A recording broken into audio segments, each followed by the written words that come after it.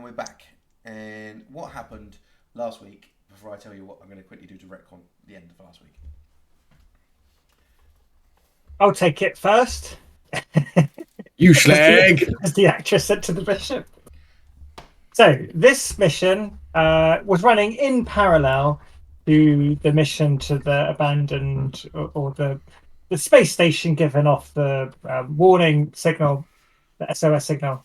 So I saw Kira, Spanners, and Lynn left the planet at the same time as the other group, and we were going to Taris to see if we could retrieve Spanner's hammer, his pod racer, which he'd been working on, which was left in Taris, because we left in a bit of a hurry, shall we say. Didn't have time to collect all our belongings. So we went to Taris in a Redview Logistics ship, because it was inconspicuous and could fit a pod in it.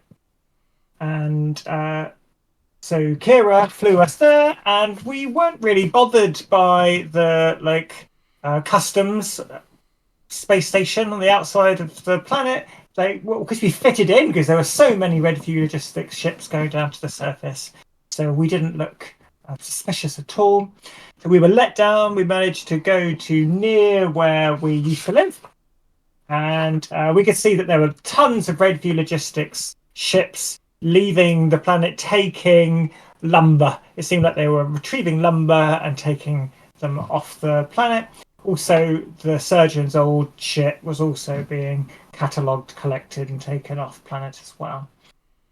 We spoke to some blokes who were doing the operation, and we gestured in the direction of a few places where it could be, and thankfully Spanners was able to find the pod. Also, found some gear, some techie gear as well. And Kira took the pod for a spin. She drove it very fast back to the ship, and we managed to get it on the ship. And we managed to leave without triggering any alarms or causing any drama. Did I miss anything on the planet? Anything else anybody wants to add on the planet? There was a small incident, but it was fine. Really doesn't it doesn't add anything to what you said in the great scheme of things. Oh yeah, the battery. We get two. We got a leaky battery, and then on the ship we got an actual battery. Yeah, Spanners fucked it. Then we unfucked it. And then we left Taris to go to Malastair, where the race was going to be, and our whole reason of going there isn't to do a pod race. That's just a side quest. Our main reason is to go and get in on a skimming ring, which is why Isar's on the mish. Isar's going to do some technical jiggery pokery so that we can get in on that shit. So that's the main reason for going to Malastair, but we're also doing a race, and we are sponsored by the Baron. The Baron's got us in. The Baron called us when we were going to Malastair to say, look, this is a higher profile race than I realised. Don't cause any shit. And also, I'm not involved. Yeah. Yeah, nothing to do with me. Don't mention my name. And yeah, Spanners realised maybe he should also keep a lower profile, and ripped the Spanners decals off the racer. So it's just Hammer now. And when we arrived, Spanners and Kira immediately went off to go and do racing shit. Take the pod over to the pit. Kira did a qualifying lap and shit, and so we were focused on being the racers. Meanwhile, Isar went up to the technical control tower to assess the technical shit, and Lynn went up to the VIP area and bought a Nebuchadnezzar bottle of wine, and didn't drink much of it. And does someone else want to take over from here, or should I keep going? Keep going, Angie says. Okay. So Kara did well on the qualifying lap, and we are pole 4 position, I believe. and so that's great.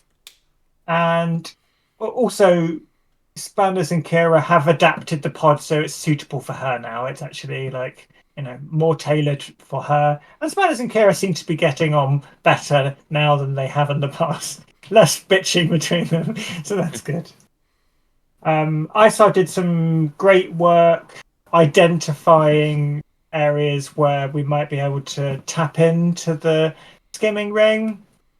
And then later on in the evening, ISAR and Spanners teamed up and went and did the thing, or almost did the thing. Between them, they managed to drive a drone with a relay peripheral. One of those. We put one on the drone, and we flew the drone through the ducts and whatnot. I managed to get to a server room and tap into the server, ready to execute the software changes that are going to happen in the morning. Meanwhile, there was a whole load of family drama going on, where Lynn discovered that one of the racers is in fact her long lost sister from another mother, Amareth. Is it Amareth or Ameth? I think it was Amareth.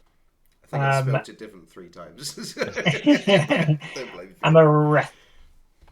And so there was a confrontation between them, and there was a lot of animosity. Amareth clearly saw Lynn as the favourite daughter. I think that was one of the lines. You were always the favourite. And Lynn was a legitimate child, where Amareth was an illegitimate child of the maid. So she considered herself hard done by as the illegitimate bastard daughter. And there was a big old confrontation. Ross, do you want to take over? Shall I keep going? You're doing so great, Rich. So basically, Amareth tried to blackmail Lynn. She tried to blackmail Lynn to say that to get Lynn to get Kira to throw the race, and Lynn was like, "Fuck you! No, I'm not doing that. But let's work together. Hey, we can. We don't. There doesn't need to be animosity between us. Maybe we can work together." And Amareth was like, "No, fuck you! I'm not going to work with you. I'm doing my own thing with blackjack and pod racers, and therefore you do what I say, or else." And then's like, "Or else what? What are you going to do, bitch?" And then Amareth was like, "Well, I've got a device which can make Professor Thaddeus turn on you and kill you." So, big old blackmail, weapon there. But still, Lynn didn't back down and said, "No, I'm not throwing the race." And so that's left undetermined what's going to happen there. And Amareth left in a storm. And Kira was up in our accommodations as well, and was listening in from the next room. And then people went to sleep. We came back. Spanners and ISAR came back. Some people slept well, some people didn't. We set up a motion camera on the pod, which backfired a little bit in that there was a little rat or something running around, and set that off. And so there was a loud alarm going off multiple times, but some of us did end up twice. We mostly managed to get a half decent night's sleep. And then in the morning, we had a big old breakfast. Someone made a big old breakfast. Who made the big old... Lynn made the big old breakfast, was Room it? service. Ordered in. Oh, okay. Lynn ordered in a big old breakfast in the form of room service. Spanners ate a lot. Kira didn't eat much because she wanted to be ready to race. And then I don't think much else happened other than we went down and got ready for the race. I think went up to the tech area. Lynn went up to the VIP area. Spanners and Kira went down to the track, and we got on the pole positions. Didn't Ready we to go. Didn't somebody have a look at the opposite booth at the Oh yeah. Amareth's pod, I think. Yep, Spanners had a look at Amareth's pod on the bequeath of Lynn to make sure that no one had tampered with it. And from observations, it didn't look like it had been tampered with in any shape or form. But again, you did notice that she was the only one in her pit area doing something. Everyone else has got like team or members. She was the only one in her own area. And Isar went up with Lynn, not into the tech area because they were all trying to be like looking at what each others were doing the day before, and he was like, "No." Yeah, Isar went into the VIP area with Lynn, and they went to find a seat by a window. I think I said, didn't they? And then we transitioned to the track where the pods were, and the lights flashed, ready to race, and that's where we stopped. I'm going to backtrack just ever so slightly from that point. So you are on the track, getting ready. The engines are warming up. There's lots of crew still around doing tweaks and changes. Lynn and Isar are up in the VIP area. After a short space of time, Lynn and Isar actually go in. It's very busy, and then as the race starts to get ready to go, you still look at the time and think, well, the race isn't starting for 5 minutes, but it goes very quiet in the room, very, very quiet. And you look around and the doors have been closed. There's no leaving this VIP area. Now, thematically, the way I look at it is the Formula One teams, they're in the pit, they don't leave the pit, so no one can tamper with anything.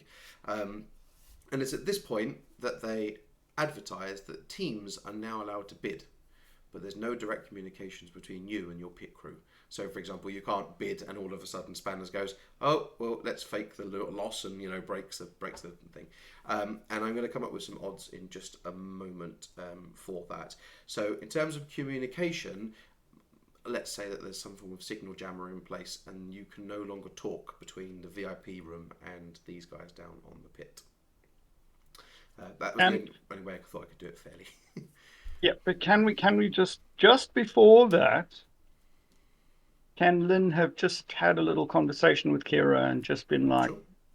You've got this, I believe in you, using her leadership ability, she is going to inspire you Always by inspired. saying you're awesome and she believes in you and Spanners as a team, you're great. Nothing can go wrong. I wish I was more inspiring as a human being. It would be great. Fair enough. So you can give her a rousing speech, so she can have a blue on the very first roll for the race. Go, Richard. She also had blues from Isar mapping the track. That's correct. Yeah, she got a blue for that as well. So you have 2 on your first roll of the race. Andrew, please remember that. So just to confirm racers, we have Kira. We have Amareth. You put your hand up, whoever's... Let's say Amareth. We've got Yun. Is that the one I gave to you, Nick? Unless you don't want to do it, obviously, I'm quite happy to do it. And who did I give it to you, Ross? You did. Yeah, me Sun. Soon. Okay, no problem. So, you give this rousing speech. Let's say, as you finish your rousing speech, the radio comm cuts, and you're like, bit rude, but yeah, fair enough. And then you notice that the doors close, and they announce that you may now bid on the opposite teams, including your own. And you see a load of data pop up on the screen. There's a small little timer, 2 or 3 minutes left to count down. And you see a load of statistics pop up on the screen. We have Sun, who is currently on a 1 to 300 basis. So that's 1 credit to 300. We have Yun, who is on a 1 to 80 basis. We have Amareth, who is on a 1 to 150 basis. And then we have Kira on a 1 to 1000 basis. I put money on me before this starts. I put money on everyone. This is only for the winner though. Nobody else wins. It's literally first place or nothing. Lynn will just walk up to the barman, seeing that it's 1 is to 1000, and she knows she's got a sure thing with Kira, and then she will drop 3000 credits on Kira. Okay. Obviously to win. I'm glad I and can't then hear that she's pressure. going to. Well, yeah, you don't know about it, so there's no pressure, right? It's great. She's going to try and sweet talk the the Beck person. I don't know if it's the bartender or if it's someone else, but she's going to try and sweet talk them into throwing in the suite, like comping the suite if we win. I'm not even going to get you to roll or replay. That one basically, he says, all odds are off the table to do with house management. So you won't even engage about it. We have to pay the suite no matter what. God damn it. Well, it's put on your Fucking team. bottle of champagne is team like 10 grand. account. No, I'm just very aware that these things blow back on you. And I record all of it. So you go up and make a bet on Kira, is that right? Any other racers or just Kira? ISAR wants to. I saw I put 250 credits on everyone. Like the 4. Yeah. And the other guys don't know about it because they. Does anyone else want to bet with ISAR's money? There's like 2,000 credits. Comps are not there. Yeah, like that. I'm okay not to. I was too busy focused on racing. Do the real players want to bet with ISAR's money? Spanners, when he was chatting with ISAR, delegated a task when they were hanging out last night, and he gave ISAR 300 credits to put on a hammer, to put on Kira. Is that right, Dan? Sure. That's fine. That's absolutely fine. Okay. So it's very busy in the VIP room. You've got lots of people going up to where the betting's going. They're waving money and tickets and getting their betting slips. There we go. That's the right word. And you hear beep, and you turn around, look at the timer. You see it everywhere. It's going down 30 seconds, and it starts to count down. So you all go back and take your places at your seat, so you can oversee the race. Looking down from the VIP area. I imagine episode 1, you can see all the pods line up, and then all of a sudden a horn goes off on the track, and all the crew, Spanners included, all know time to get off the track. And you start seeing all the support crew sort of break away from the pods, and then you start hearing the vroom vroom. You know, that's a car, but you start hearing the engines being start to rev, and the pod racers use Formula 1, by the way. If you listen to the Phantom Menace, it's all Formula 1 noises. So they use their Formula 1 engines. So Kira, in your pod, you're in the Spanners hammer. No, you're in the hammer. Get it right for this episode. You got your controls looked at. Everything's working. Everything's green. That's exactly how you want it for the race. You look around and see the other racers that are in direct proximity to you, which is Amareth, Sun, and Yun Helrath. They're all doing the same. They kind of look a little bit focused. Amareth looks very focused on just watching the light that's ticking down. Can I clarify something quickly before we hit the start button and then I interrupt? How do talents work in pod racing? So do they apply? Yeah. So if you, for example, got shortcuts, that the one you're referring to? Maybe one of. So if you've got shortcut, and shortcut removes a black dice, is that right? When performing, in this instance, it adds blues per rank in shortcut. Okay, so it's passive. Let's use that because normally shortcut is if you're trying to. There's one that's when you're in a race, when you're running away, gives you blue dice. But the other guys, as a hint, the other guys have shortcut, a modified version of shortcut for their racers to help give them blues as well. Or remove blacks, one of the two. Should be on the racer sheet at the bottom. Yes. I need to quickly find mine. 1 second.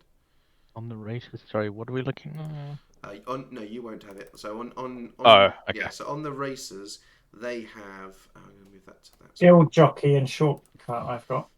Yeah, I've got both of those two as Kira. Yeah, so I have modified skills for those guys, but they're using the same names. So their skill jockey may remove 1 black die from all piloted checks. So we'll use the same basis for yours, Andrews, because I don't think it works the same as how we've done the rules here to what it does in the game. If that makes sense. So skill jockey will remove 1 black die per rank you've got, and shortcut may improvise a shortcut to add 1 blue to any piloting check, 2 charges per race. Okay, yeah, it's similar because I think during a chase add blue per rank. Yeah, so it's very similar. Is- So yeah, so So you're just saying it's just one. yeah, Is so that just 1 right? blue, and you can do it twice during the total of the race.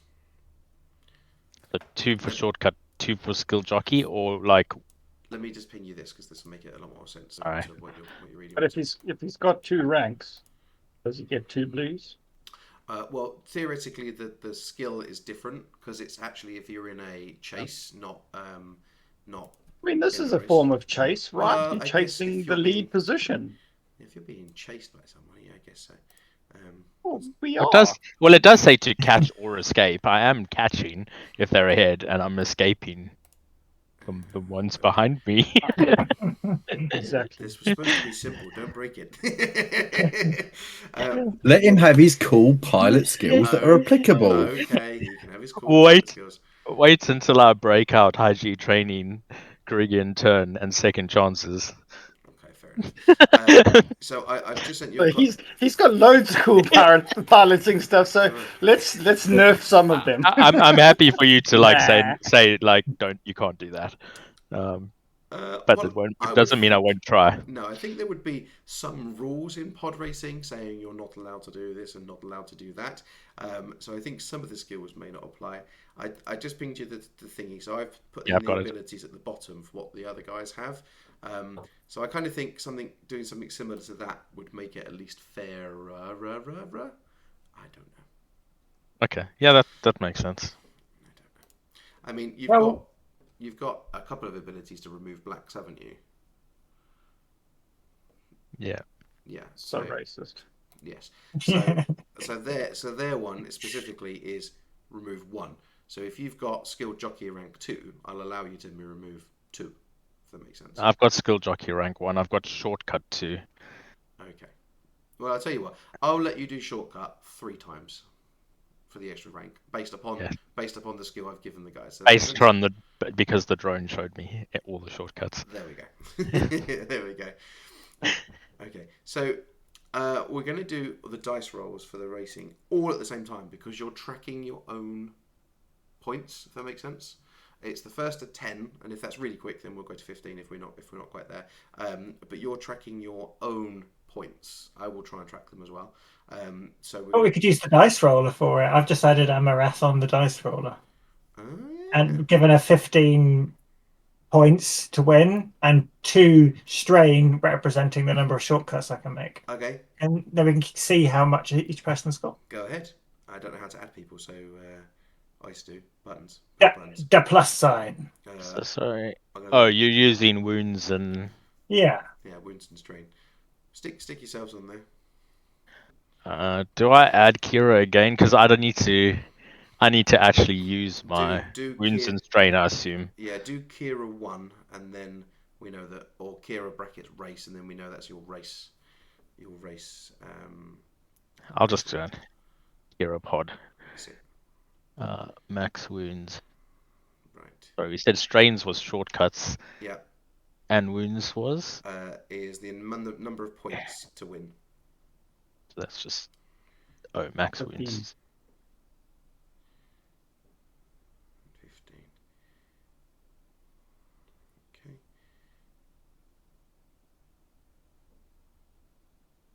Nicky, you rolling for the other race, or do you want me to? No? Okay. Right, character...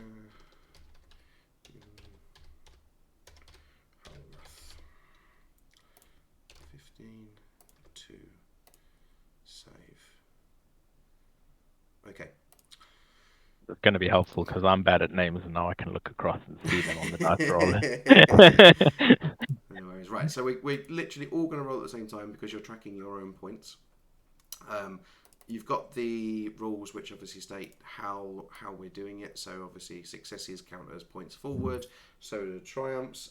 Obviously despair doesn't. Failure doesn't. Advantage gets blues to the next roll. Blacks give disadvantage or threat gives you black on your next roll. So you'll have to track those yourself. So we're going to start with Andrew raising his finger. Sorry.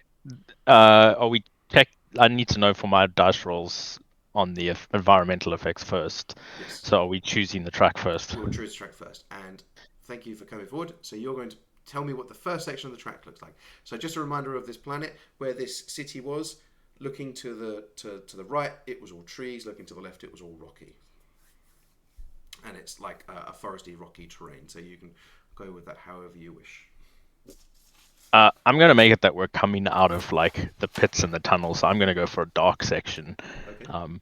As we sort of like pop out of the like sort of like building area and into the like open like before we get to whatever somebody else describes, I guess. So is there any obstacles in the way from going through this? Is there like just a little bit narrow, probably. just narrow? It's going to like force people in quite quickly. Okay.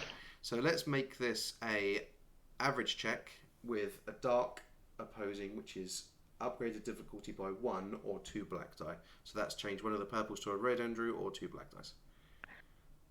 Sorry, so it was average. So average. And then this maybe this is going to overcomplicate things, but I can see in the dark, so can I just ignore the dark check? No, you cannot. Take it. Okay. No, you can't. So would you like it to be One. Okay. What? How many black? One black. It's either two black or upgrade the check. So change a purple to a red. Sorry, 2 black. Well, 3 black. It's a choice. It's either 2 black or upgrade a purple to a red. Okay, I'll just do the black. I don't know if there's any. I The can't. two I don't black. know what the difference And is. then obviously apply any skills that you've got. So you can remove one for your skill jockey, and then roll. And remember, you've got 2 blues. Good start. Jesus. So any successes moves you forward 1 spot. So Andrew, you've got 4, so you've completely rocketed out of the front of the race. Ross obviously has had a bit of a slow start. Spander's had a slow start, and I didn't move. And then those are success. I mean, so those are advantages, not advantage. Provide boost dice to next roll. Yes. So you're going to Must be a carry five. forward any blue and any advantages into blues for your next roll. So So then I've got 2 blues. Yeah. we'll go for Ross to describe the next section. So Ross, you need to add 1 to your racer, don't you? 1 wound to your racer. I did. I just didn't click the set button. Sorry, I did do it, but I just didn't click set. It's up. So straight after this dark section, where everyone's been funneled in, you go into this spiral, but it's inside this massive cave. But the spiral goes around the outside of the cave, so it's this big loop with no guardrails on the inside of the track, and it just loops right up to the top. And then when it gets to the top, is like almost like those slides that you go on that just go straight down the middle. So the track like loops around up the top, there's tight corners all the way up, and then when you get to the top, it's just almost a straight drop. But obviously it can't be straight down, but it's the steep drop down that you can get a lot of speed on and just shoot through and get out. I'm going to make this. So is that downhill? Is that the effect you're going All for? up. Well, it's uphill for half, and then it's very steep down here. Okay. So what modifier are you picking? So you've described obviously the beehive and the drop. So on the sheet you've got the modifier. I don't have the rules in front of me because I'm let's pick a modifier that okay. matches my description. Let's I use don't mind. downhill then. So downhill is no dice added to this roll, but carry 2 black into the next roll. Okay. So we're going to go for a daunting one, this one, because it's such a tight turns, and then all of a sudden it's dropping very, very quickly. So 4 purple.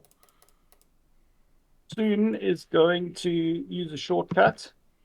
So just before the end, as the spirals are getting tight, he's going to jump off the lip and go like he's going to skip part of the track and then get onto that downhill thing earlier. So that's the shortcut that he's going to take. Okay. And that's going to be... Go ahead, Rich. Amareth sees him doing that and does the same. Ears ahead and did not see anything. It's true. She's well and truly in the front.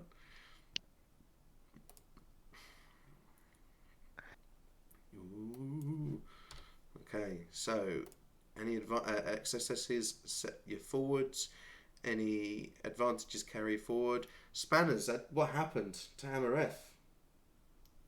So she did the jump, but then Amareth's pod hit the ground. The anti-grav didn't work as well as it should, and it hit the ground and then just stopped dead. And she's frantically trying to get the engine fired up again because she knocked it out. Nice.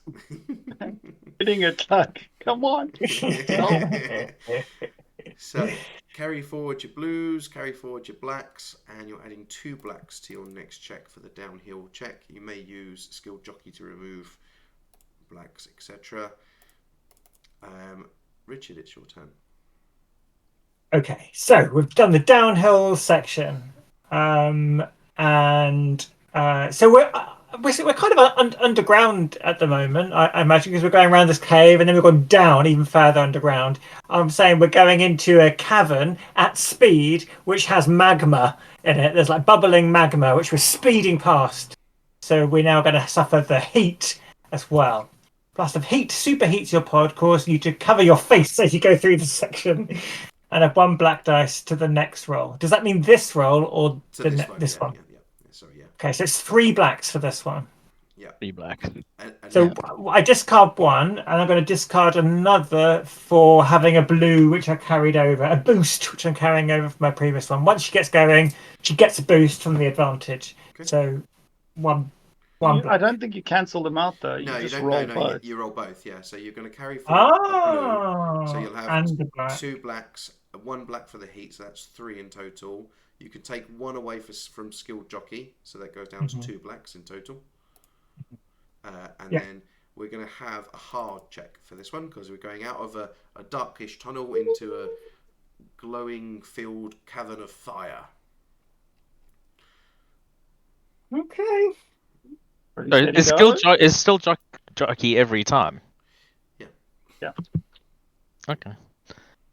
So I have 0 black dice. Is that right? How many Skilled Jockeys have you got? Wait. Oh no. Sorry. 2.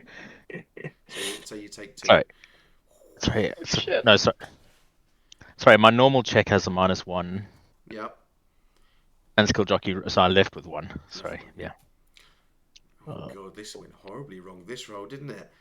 Oh shit! Everyone got fucked on the magma. So what happened at the bottom of this magma tunnel, Richard, that everyone had to stop very, very quickly? Magma had bubbled over onto the track, and everyone had to suddenly apply their air brakes while this magma rolled off the track, so then everybody could carry on going. Fantastic. Just went when a big magma came over. And everyone's just sitting there on the track.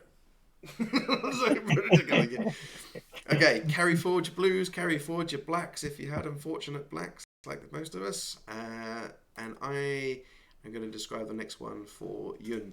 So after the magma cascades over the track and everyone's sort of waiting to clear, looking at where the magma was to get ready to go, you see light at the end of the tunnel. And everybody slams, maybe, on their accelerator. And they come flying out into the light out of this tunnel, into just a cascade of sand and gunk and everything else that's coming up from all the pods in front. So we're going to apply sluggish. So sand or gunk is flung into your engine. Reduce the number of successes by 1 for this section of the track. So you're going to reduce your number of successes by 1 for this roll. And we're changing terrain, but we're going to go for another hard check. Everyone's kind of bottlenecked again, trying to get out of this tunnel. So 3 purples. I'm going to use a shortcut, one of my shortcuts. Kira's also going to use one of her shortcuts. Yes. So 4. So I don't move. Is that right? So you don't move. So I got to take mine down by 1 actually. Thank you for reminding me. So you don't move in this segment of the track because that's reducing it by 1. Your engines are filled with dirt. So we move.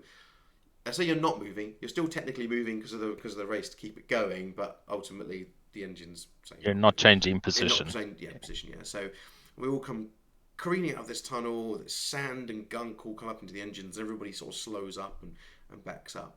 Right, keep hold of those rolls for 2 seconds as camera shifts as the light comes out and everybody flows up back to the VIP room where we see Isar and Lynn sitting in the VIP room near the window, and there is vid screens now up, and you can see the race happening. You've seen the beehive effect going up the top, and then people coming down, people getting stuck, and you can see Amarith hitting the controls, and you've seen everyone going to the lava pit, and the lava come over and stop.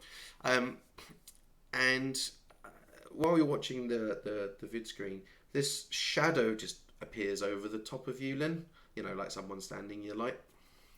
Big old hulking figure from the looks of the shadow.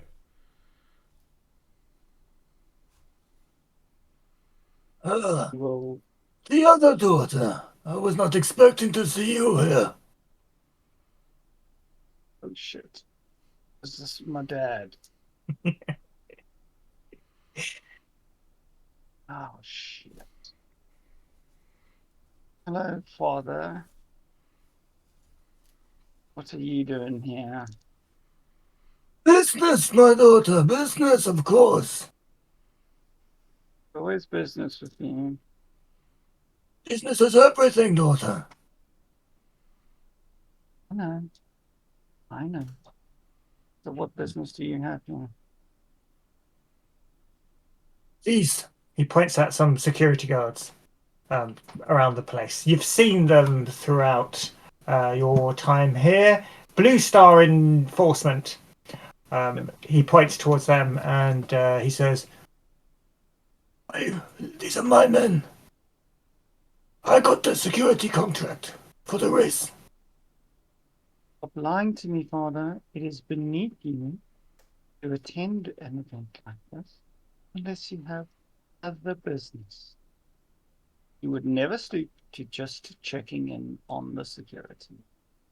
Maybe it's not just the security I'm checking up on, eh? and he glances up What do you- towards the screens. You leave her alone. Hey, maybe she should leave me alone, eh? I mean, I did make that argument to her. Hmm. How about Yes. you let me handle it? You left me. You do not handle my business. I handle my business. And I get you, but she's my business. Move over. And he sits down basically towards your lap, and you have to move, otherwise he's going to sit on you. I'll scooch over to the side. What does he look like, Richard? He is a fat Twi'lek, orange of complexion, and so I guess he looks a bit like this guy, but more orange. Well, I've forgotten that guy's name. It's obviously not that guy who works for Jar Jar. Jar Jar Binks. I think his name begins with a P. the ultimate crime lord. Yeah. Bib Ventura. You mean? Yeah, I can see he looks a bit like than that guy. In Twi'lek culture, big fat men are really attractive to the other Twi'leks. So it's really funny. I looked up and I was like, it's a bit like that African tribe where the men with the biggest belly are seen as the most attractive. Yeah, it's quite interesting in Twi'lek culture. So he kind of flops down on the seat next to you, and he's wearing a gold and silver suit, which reflects the lights that are rotating around the room to give it a kind of party ambiance. They're kind of glistening and reflecting off his gold and silver suit, and he kind of flops down next to you with a kind of a grunt. It also reflects his trashy fashion sense. Yeah, definitely. But Lynn won't say that, of course. Oh, father, you're going to order us a drink at least? He checks his fingers and Yes, sir. No, Pardon? keep it filled. Yes, madam. What are you drinking? Would you like the large thing you had yesterday? Yeah.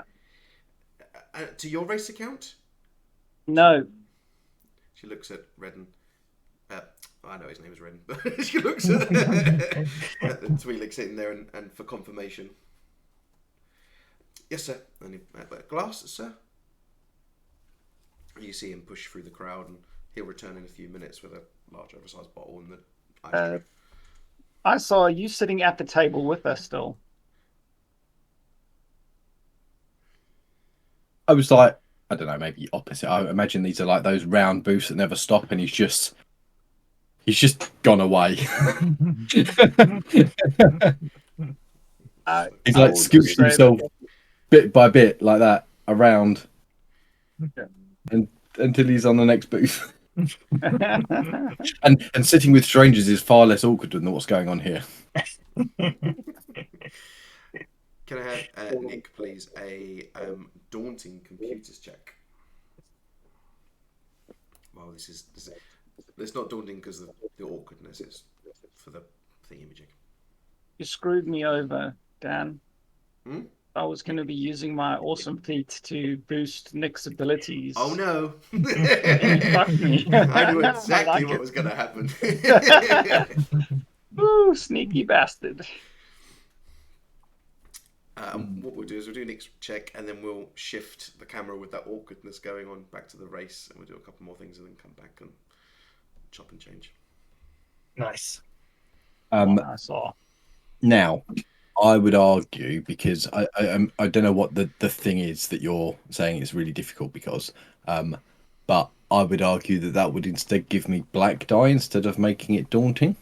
The reason I put it as daunting was I would assume you dial in to your relay, but now you're trying to get through the system to find the other hacking ring to then put yourself into the hacking ring to start receiving, if that makes sense. So you're trying to find someone's hack inside of programming, I guess. That's why I put it as daunting. Someone's Inception, Oh. but for hacks. Sorry. I'm straight in there. There's no security on this thing. But you did all the stuff well, put in the relay in, so that was kind of like bypassing that. Okay. But you're gonna have some hard checks on this one for making it happen. No, that's fine. I have black removals on bypassing security. Yeah. Oh, there will be some blacks coming up. Don't worry. I've ordered them. They'll be at the door soon.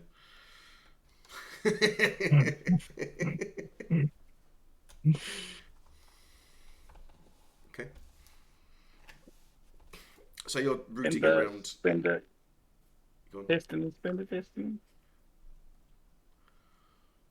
What are you muttering to yourself there, Ross? I was just saying, use the destiny point. You can't just use the destiny point like that for a roll and say you've done it. Not after you've rolled the roll. Okay.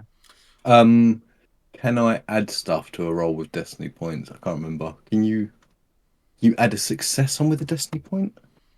Yeah. Then And you did after you've rolled them. Well, they're kind of like ace cards, aren't they? It's like, oh look, there you go, I've done it. So I'm happy for you to say that you were searching the code, like it's not really working, and then all of a sudden you're like, aha, what about the back door? Flip the light side point, and then you realise you found. I say back. how about I've got 3 advantage there and no actual fail. I couldn't find it, but I've not failed, and I can spend my advantage on a blue to try again. Sure. Yeah. That's a bit less like, oh, I failed off, just flip a destiny point and succeed. Sure. Yep. Carry them over to the next check when we do it shortly. And then we switch back to the cameras on the race for the next section, and we're back round to Andrew for this section. So you can either describe an entire new section, or you can just describe the section between the coming out of the tunnel to the pit area, and then we just do a loop of those 4 descriptions. Nah, this is a long track. Okay, anyways. Because I want us to go through, where was it? Dodge. So I want us to go through a section of, like, you sort of like come out back into like the open planet section out of being down in the magma area, and you're immediately into like this boulder field that's got sort of like tumbleweed and little bushes, so it's a little bit difficult to know whether you can go through the thing or not go through the thing. And there's obvious boulders that you need to dodge, but there are some that are less obvious. If it's just a bush in the way, or if there might be a boulder right behind it. What about a magnetic boulder field where they're just floating and slightly moving? That's cool. Right, so we've got dodge. So large rocks, triggers, or the environmental items are in the track. Add 2 black die to your check. Remember that you can use Skilled Jockey to remove 1 black. Would you say this is a hard section of the track, Andrew, or a daunting section of the track because of all the mischievous stuff? Let's go for hard, I think. Okay, that's 3.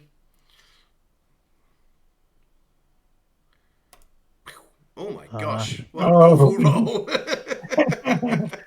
I'm I'm also using my going other to use. shortcut. I'm going to use another shortcut.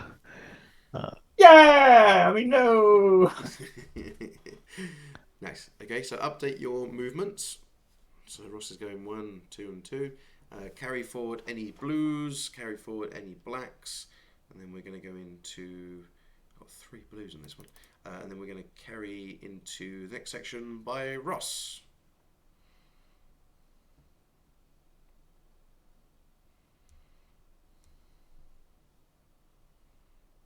Next section is just going to be a straight open air ramp that goes over the magma that we just went through. So it's the course is looping back around over itself, and there's kind of figure of 8-ish, whatever, and it's just we're cutting over that part where the magma was, and it's just an open air ramp. So you just have to fly, baby, fly. Okay. Are you putting any negative on it? The environmental effect? You can pick a negative for me, Dan, because I don't have them in front of me. So just pick one that suits that.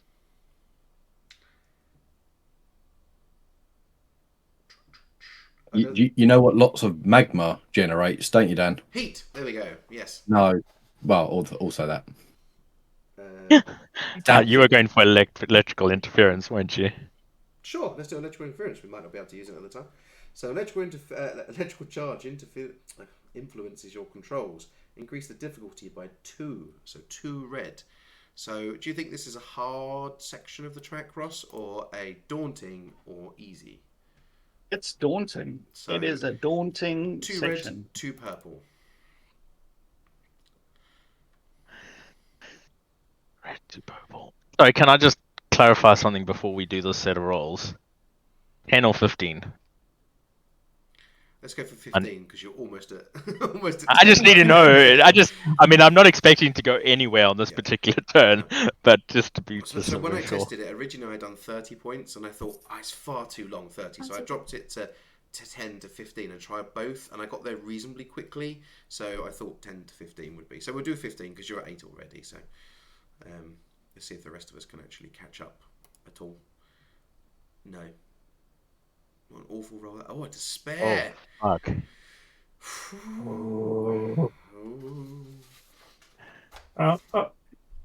Oh. Oh dear. So I've got a negative. Amarest dies in the lava. That cuts that storyline off. However, I'm happy for despairs to actually be. Oh, and actually, look, I actually put on here: roll a hard mechanics check. On a fail, your race is over. Yeah, I think that's good. So let's do hard mechanical checks. Now, I didn't actually do mechanics checks on the skills because that was stupid of me because they're pilots, but mechanics comes off of intellect. Is that right? Mm-hmm. Yeah. So you're going to roll 2 green versus 3 purple. And Andrew, you're going to roll your mechanics skill against 3 purple. Oh god, that's not going to work well. And I don't get a chance to use my second chances skill, do I? What does the second chance one do? Once per encounter, choose a number of positive dice equal to ranks in second chance and re-roll them. That's positive dice, though, isn't it? That's a negative dice. Ah, okay. But he can still roll his positive dice again in the attempt to get a. But he's not. He's not going to remove the despair.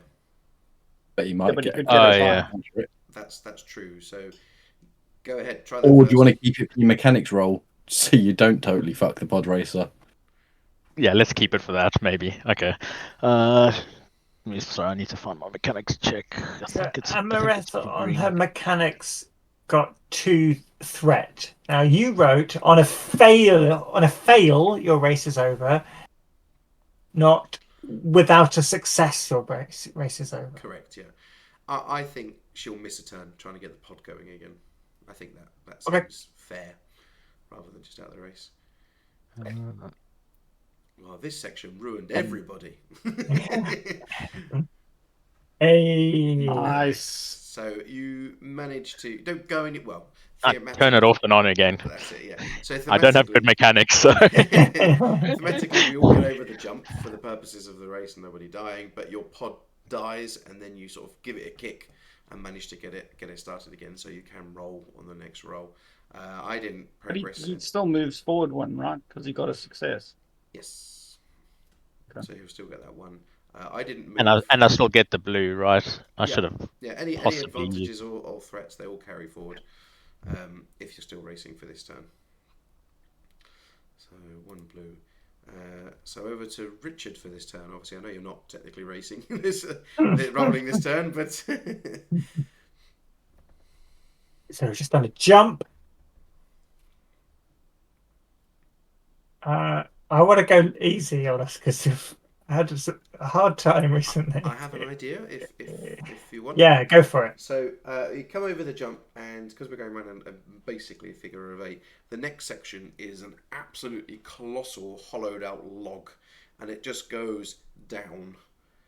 But you can see all the way to the bottom, and towards the bottom you can just see the pit and the start of the race starting to come to view. So it's literally just a downhill section, but it's easy, not hard.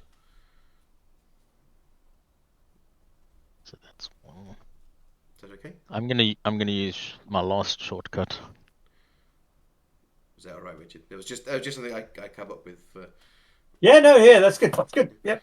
It's just what I was after, something easy. So, Do I have to do something with the threat from the mechanics check? No, it was only if you failed. It wasn't anything else. So we've got downhill. No dice to add to this roll, but carry forward 2 to the next roll. So we've got an easy check, which is 1 purple. I'm going to use my next shortcut as well.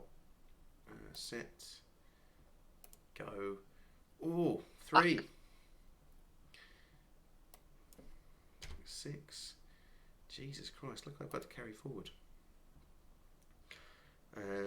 Match or you me, could take baby. a success for that. No, I'm not going to do that for that because this is simplified rules. And then we'll go into the next section of the. Actually, I tell you what, this is a good time to flip back to what's happened on their thing. So on the cameras, we flip back to the VIP area, and Redden and Lynn are sort of kind of chatting,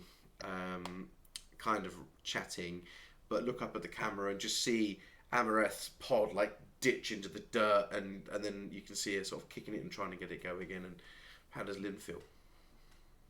As because it's coming off that ramp, right? It's off the jump that something bad happens, and as she sees while Amareth's going in the air, she sees she's gonna like fuck the landing. Like she stands up and she grabs her mouth. She's like, no, and then she like wipes out, and she's okay. And then Lynn's like sits down again. Just as she sits down, relieved, Redden looks, Cuts and says, "Both my daughters are such failures."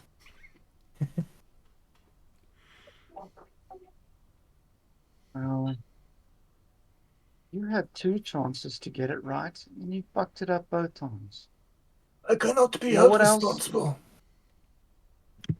You're a failure. Me? Look As a at me. father. As a father. For a character made point of me- that, I don't think Redden would feel like he's failed because he's got, I would say, lots of children, from not as in biological children, but lots of business and lots of people to look after. I gave you a good start in life, both of you. Where you've ended up is your own fault. Look what I managed to On do. the street. You threw her on the street. That's not a good start. What the hell, Father? You think that she stole money from me? No, I allowed it. I allowed it to happen. What? Okay, fine. Maybe you did. Probably not, knowing you. But maybe you did. And if you did, what about the information, the leverage she says she has on you? What leverage? Oh. Okay. Well, this is just like when I was growing up all over again. Because there's so many goddamn lies that I can't tell which way is fucking up.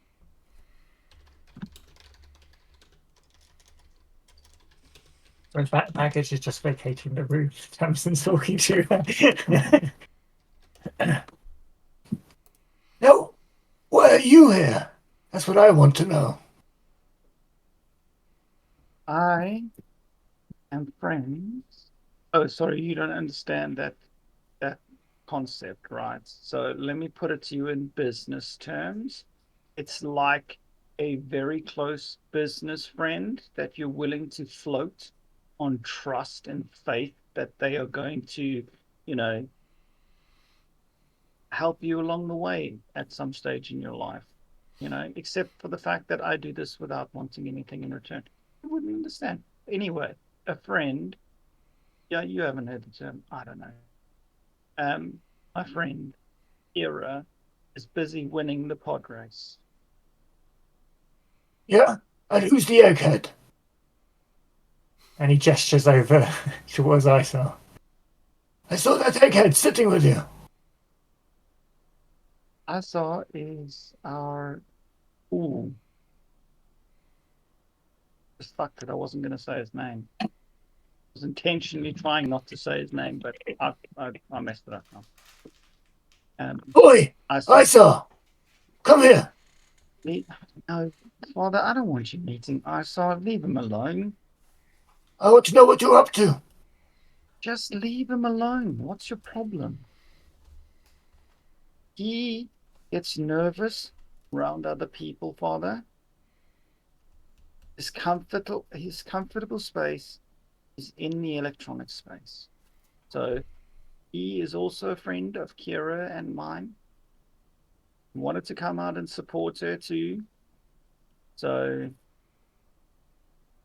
that's what he's doing here. But he's uncomfortable around people. And someone like you, with your very intimidating, I guess some people would find you intimidating, your intimidating aura. Like, I don't think it would surprise him. Please just leave him alone. You mean to tell me you're here because you're friends with a racer? I thought you were leaving me to make something big of yourself, daughter. And what? You are friends with a racer? What of your business ventures, my daughter? I wanted you to succeed, be more than a friend of a racer. Well, I'm here because I am a friend of a racer. I also I also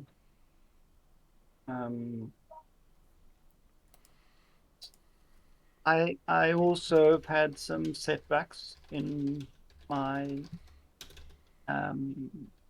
attempts to set up my own business.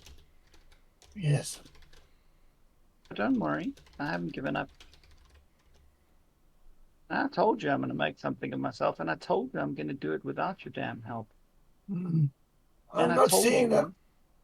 I'm going to do it without lying. It doesn't work. Look, you've achieved nothing. Come back. No. I told you, I'm not coming back. We made a deal, and you know as well as I do that you won't back out of a deal. You disappoint me. He pours himself a glass. Well, you know, you can just add that onto the long pile of disappointments that I have piled into your life. Lynn will pour herself a big glass and drink it. Oh, sorry. I have to go. It is good to see you. He says in an unconvincing way, and he steps up to leave. I would say that it's good to see you, Father, but that would be a lie. And I told you, I don't lie. He returns to his call, and as he's walking away, you can hear him say, Send the team to the security room. Now. as he walks off. Then we'll sneak over to Isar. Isar, I think that the ring that we're busting into is my father's, and be extra careful and extra quick because we're running out of time. I don't want to bust into your father's ring. He looked quite unpleasant, and he's probably quite sweaty. I'm sure you could smell him from where you were. How are you getting on? Poorly. You can do this. I believe in you. I know you can do this, Isar. She starts to give him leadership motivation. You can do that. The threats that you rolled, Nick, was Redden taking a call.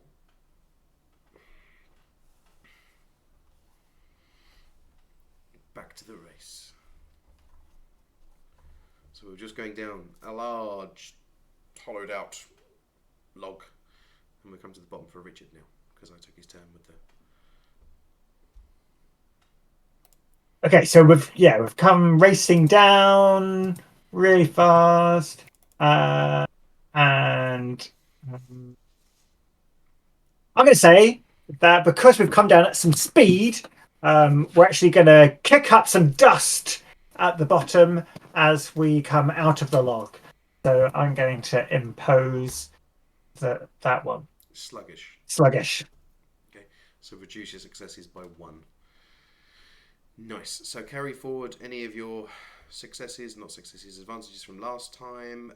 Make sure you add your 2 blacks for the downhill carried forward to this time. You can use skill jockey to remove 1.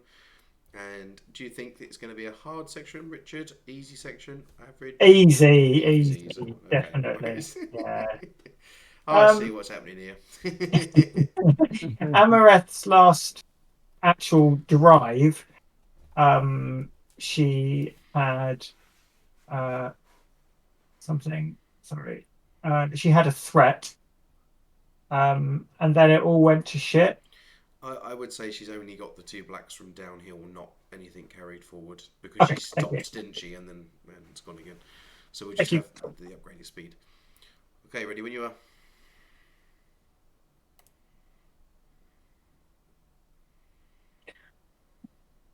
There's 2 black from downhill, and and then reducing a success. Got it.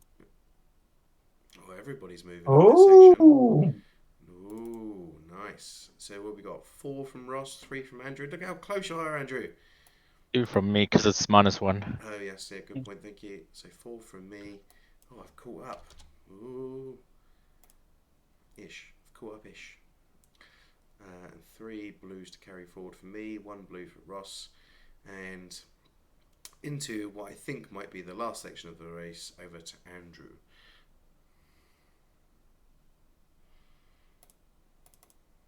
As we're sort of like coming around sort of like a blind corner before what may be the sort of like final stretch in, there's somebody suggests a race, but there's some people that are trying to like steal bits and pieces from the pods, so they want to they're trying to actively set traps, and it's going to be a little bit difficult to get past them. Maybe they're trying to interfere with the race result. Could be. As a suggestion. So it's opportunists, is that right?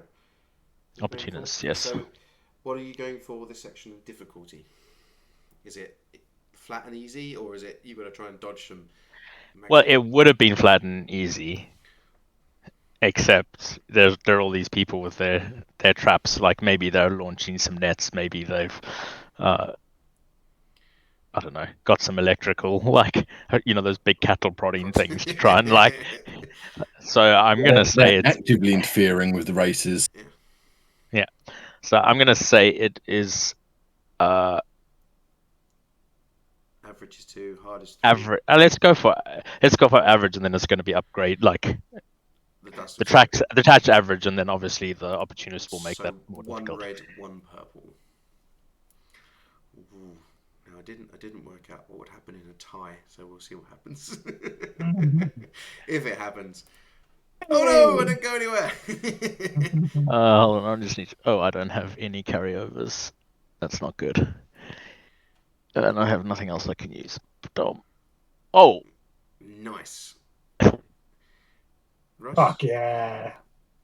I'm going to be so rich. Excellent. I've gone so far, I've got up to Amaranth. You only put 300 credits on him. I put 3,000 credits on Kira. It's 1,000 to 1. I mean, I'm going to be... I'm going to get 300,000. You're going to get... I'm just 3 saying. million?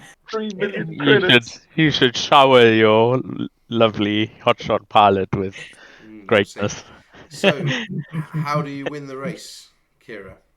Obviously, you're getting an extra 4. No one else is moving really, but yeah, I'm gonna speed around. I see them, and I sort of like kick up dust, and like 2 of the like other people like sort of like fall back, and they fall into the path of like the people behind, which sort of like cuts them off. So they're sort of like they probably had a good line until they suddenly didn't, because obviously everybody was like going for me out in the front, and then the next thing like they were like flung back, and yeah, got into the way of everybody else, and I'm sure they were angry fists and all of that sort. So, and then crossed the line, standing on the top of it. Not even in the pod anymore. So the crowd goes absolutely wild. The VIP room goes nuts. I say we need 1 more roll from you, sir. This time's actually going to be hard, not daunting. The VIP room explodes with people cheering. The newbie has won the race. You see the crowds outside in the stands. They're all cheering, and some people are booing, and for their flags. The atmosphere's amazing. Team not Baron has won. has won the race. Okay. So nice, Nick. Perfect. So I have some ideas. Okay, fire away.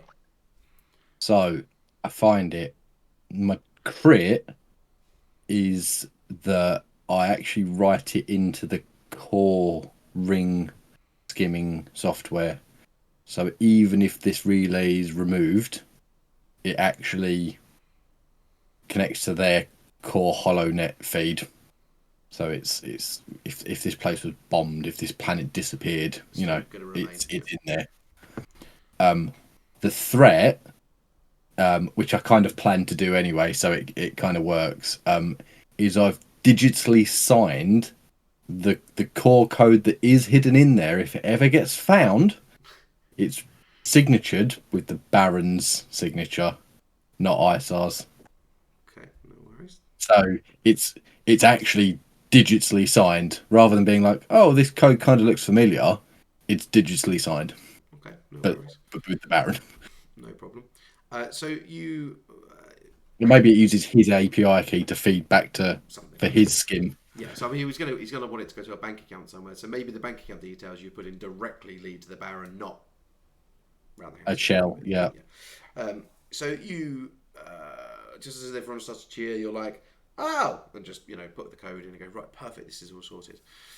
Everyone's cheering, everyone's had drinks, people are shouting, oh, drinks on me, I've won a fortune. Come on, bartender, get the payouts. And then the door opens, I'll use a dark side point. The door opens, and in steps Redden, looking a lot redder than he did before. Steps behind the bar and just tears down the screen with all the bets.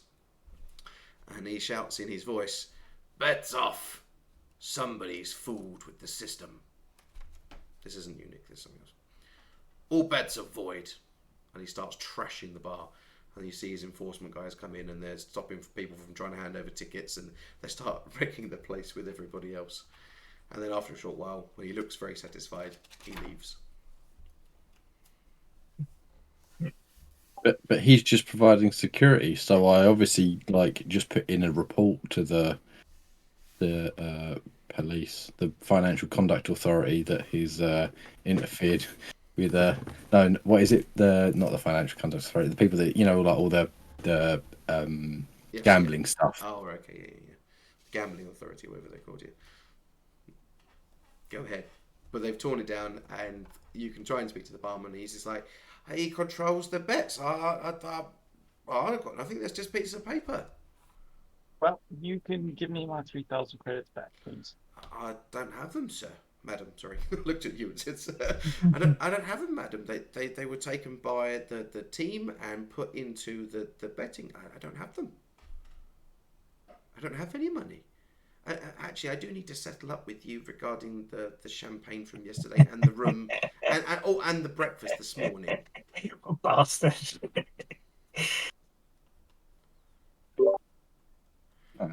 That's all on the tab, right? Well, it's on the team account, but I mean, the race is finished now, and well, I mean, most people kind of stay for a few drinks and then they set up the tabs and then they leave with their team. Cool. We've still got a massive bottle of champagne out there. We're going to go and finish that, and then I'll come and settle up with you.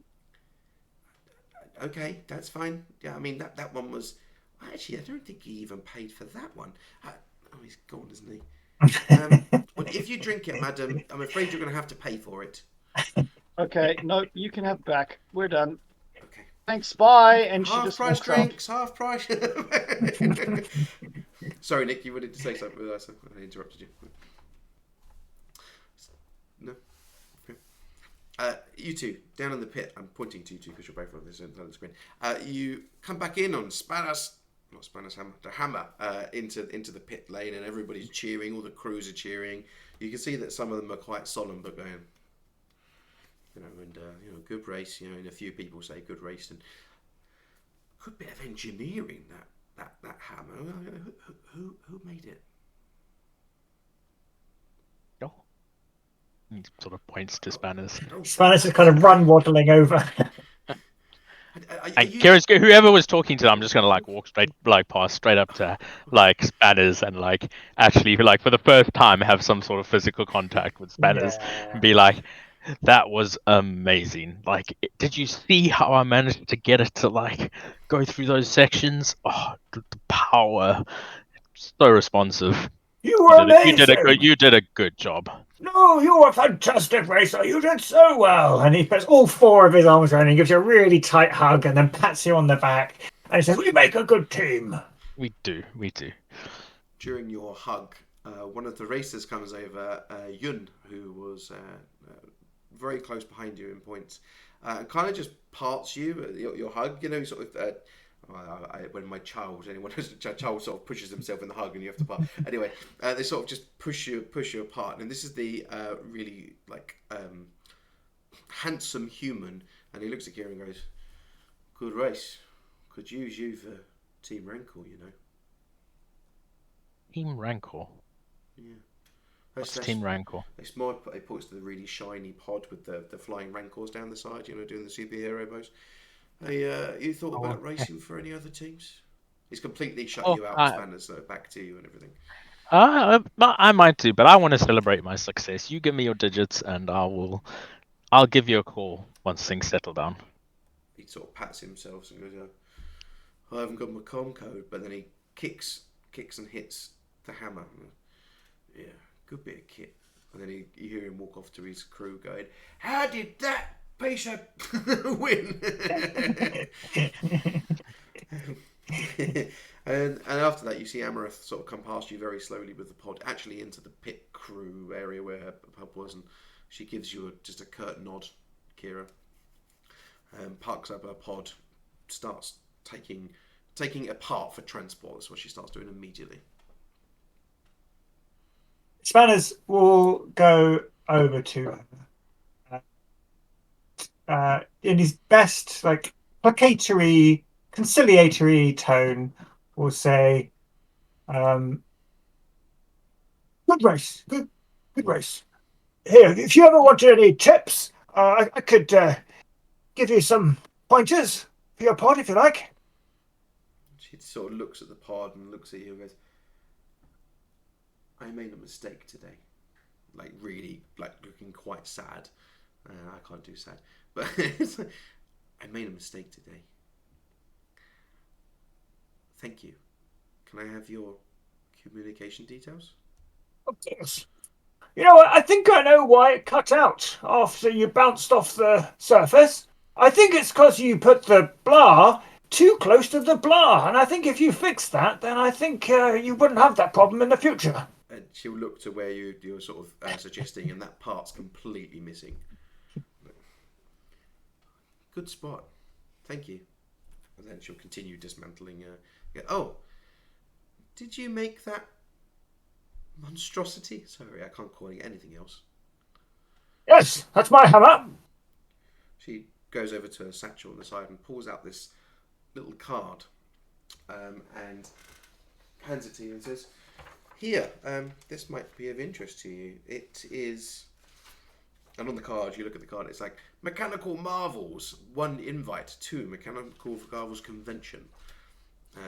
It's soon, and you know, for someone like you who makes ugly pieces of kit, but you might do well at a convention like that to win some prize money. Thanks for the tip. Here's my number. Let me know if you ever want any tips on making pod races more robust.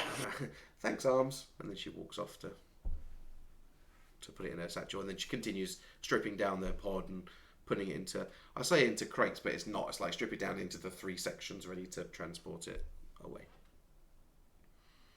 And Spanners will go and rejoin Kira and bask in their glory.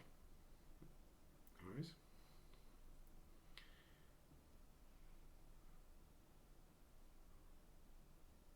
A little later, he will find someone, like an official, in the pit area, and say, So, about our winnings. Oh yes. Your team account will be settled up with your sponsor. Okay, In fact, sounds good. It's probably already done. Great. I'll speak to him. Thank you. Yep. Okay. Thank you. Sorry, this bit of paper. There's loads of if queries. If they lose, if they win, if this goes wrong. Yes, it's set up with your sponsor. It should already be done. Are you staying around for the festivities tonight? I mean, it's a bit of a riot, to be honest with you. I wouldn't go up in there. Something crazy happened. Is there any drinking down here in the pits? Any sessions down here? No, it's normally all the team goes up to the bar and they drink on the team accounts. But I heard there was a commotion, and probably best to avoid it if I was you. Okay, thank you. I'll speak to my team. Spanners will go and rejoin Kira. And then radio in to Isar Yeah. and Lynn. That rhymes. Comms have come back on, so that the comm jammer that was on to stop people from trying to influence the race with the betting has come back on, so you can communicate. The pits are open if you want to come down and join us. We fucking won! Whoa! Yeah, we won. I don't even know how much we won. How much did we win? And don't even start. Don't even start. We need to go. You guys are amazing, and you did amazingly. There's a lot for me to process right now, and I can't do the anger and the happiness at the same time. So I'm sorry that I can't celebrate with you right now. We need to go. as soon as But- possible. There was some drama up here. It will be explained all in due time. But, yeah, it's not great. Can I just clarify something? So when I was, is there winnings as in like you come first, you win, or is there only betting winnings? No, there is winnings if you come first in the race, but they've gone directly to your sponsor, being. Baron. I'd just like to point out there, Dan, as well. Only just noticed Ross's 2 blues from Lynn. So I've put that on. There is no threat from that role. So he's Okay. done a really good job of hiding his shit. Sure. Just in case that changes your notes. No, it's fine. He's still signed it with the Baron, but it's really well hidden. No, that's cool. That doesn't change any notes. That's cool. Are we going then? As soon as you can get the pod racer on the ship, yes. Bring some food down with you. I'm starving now. We're already on the ship, man. Bad shit happened, Kira. Oh, good, man. I'm sorry. I could use a friend. We'll be right there.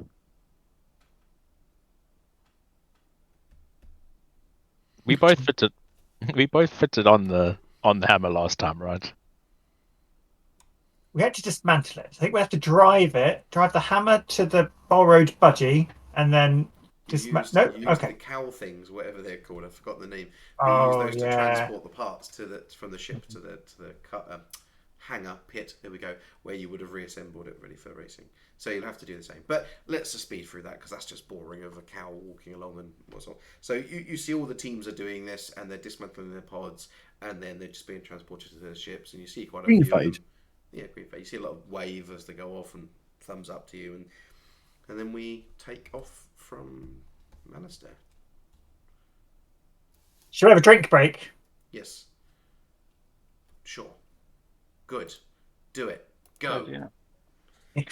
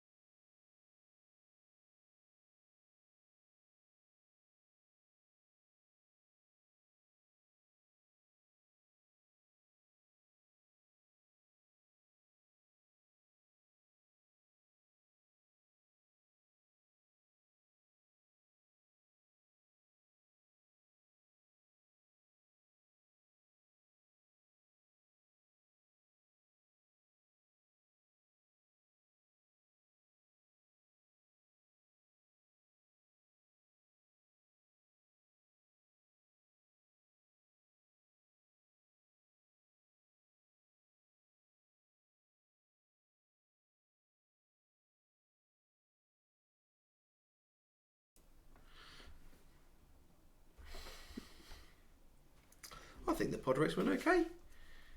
Yeah, I think it went even like better than I expected it. For some reason, I thought the like explaining the different sections was going to be a bit more like onerous, but it was actually like really cool. It worked out so well. I just wanted it to be like a bit more thematic than, you know, oh, I'm going this speed and that's going that speed. Because once someone's up to full speed, You don't really catch them. So I think we could have probably done 30 out of the race, but when I did all the test rolls, it was just too much. But Yeah, it's good. It's good to like have it at a level where, like, before it gets to that point. So Yep. I mean, and some of it, like, we didn't move for ages. So like, I got a third of the way to the points, like right in Straight the away. beginning, and then it actually took quite a few sections of like almost not moving. So it is a little bit of like a not. Yeah, it's funny, isn't it? All the cameras have moved. And Ross does this thing, it'll all move back, I think. That's it. Well, when Ross joined, all the cameras moved. I was like, oh no, to shift them all around. Should we be deleting the characters now, or are we gonna? I'm actually gonna. I've got them on my computer. I'm gonna keep them saved just in case we come back to pod racing in the future. Yeah, I'm just wondering about removing them from the dice roller. Just to, like... yeah, we can take Yeah, them I'll off the remove dice them. roller. Yeah, I don't know how to. I'm very glad that we didn't do 30. The reason being, like, I had rapidly fallen off. Richard had rapidly fallen off. We were kind of out of the race from the start. So going to 30 would have been a bit arduous. You know, it would have felt like hard work being so far behind and coming through. So you picked a good number there. 15 was good. It was enough that you always felt like you had a little bit of a chance, or, you know, and being involved with the descriptions was cool. I could catch up. Who was? No, don't worry, that's fine. There we go. I worked out how to do it. Yeah, I think 15 worked fine. I was just saying, Andrew, like, you could have done more. I could have done a little bit more. Could keep it going for. But I think that number worked out okay.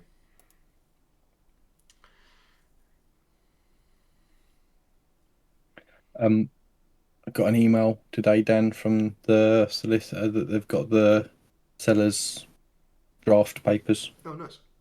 From their solicitor, so I don't know how long that bit takes, but I'll have to read it. It's all. Don't know for any silly things in there. Yeah, he just said I'm just in the process of reading through it. It's like that means nothing. You email him and it takes him like a day to do something about it. So how long did it take him to read some papers? What does that? I remember when they did the other contract for us, they read some stuff and were like, "Oh, we're highlighting these issues," but they weren't issues. I feel like they kind of just picked them out of the letter in certain sections to make it look like they actually read it. Yeah. It's like with the surveys, they go, "Oh, there's some ground instability, so we'd recommend a survey, like a structural." It's clay and it's Benfleet's on a hill, so of course they're going to say that. Yeah.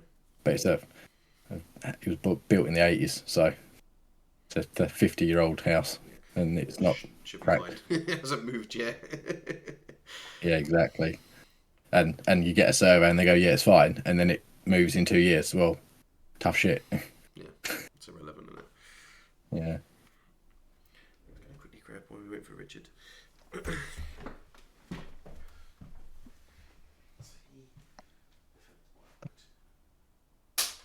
You're buying a house, Nick? I am buying a house. Bought a house. Amazing. Buying a house, whatever, same thing. Finally get around to it. No, yeah. We're going to be just up the road from Dan. Nice. Well, not literally just up the road, but figuratively just up the road. I think Dan's worked out how long the walk is. How long's the walk, Dan? Oh, he hasn't got his headset on. How long's the walk, Dan? To your house, probably about 10-15 minutes if you follow the main road, but I don't know if you can cut through the field. If you can, it'll probably be shorter. This is really annoying, right? So I got these trays ages ago, and they come with pre-drilled holes up here to fit magnets in that are the right size, but the magnets aren't strong enough to actually hold its own weight. It's like, what the hell? Get some new ones. I'm just annoyed about it, but it is what it is. Like the magnets. Get new magnets. Yeah, I've glued those in now, so never mind. Okay, so we take off from Malastair. Is there anything that wants to happen during hyperspace?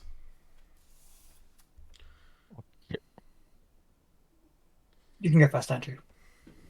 Oh, I think Kira was just gonna go and find Lynn, like maybe she's in her room or something, and just like not necessarily ask what happened, but just sort of like comfort her or like lie down next to her or something along those lines.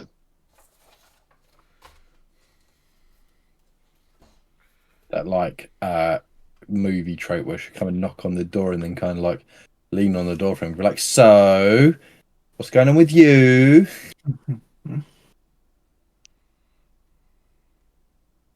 I don't think that Spanos would go into Lynn's room, but when Lynn comes out later, Spanos will talk with her.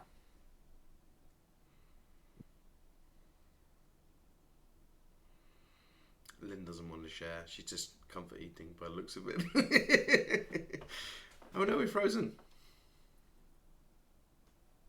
Like in one little.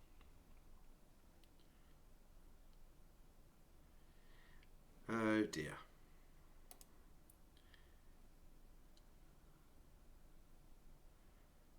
Anybody else freeze?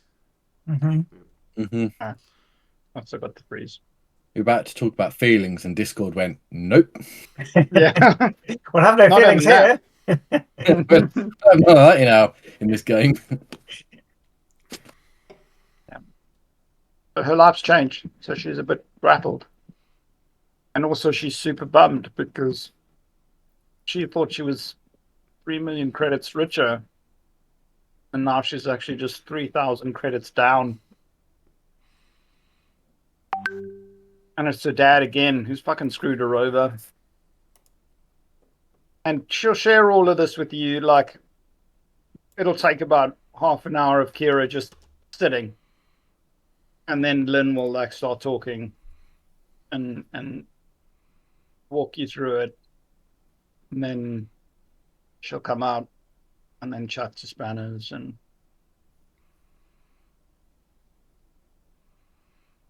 Where's Dr. Beige when you need him to make good noodles? Well, if we're lucky, he's been lost in space. You don't know. Exactly. Sorry, if we're lucky, he's been lost in space.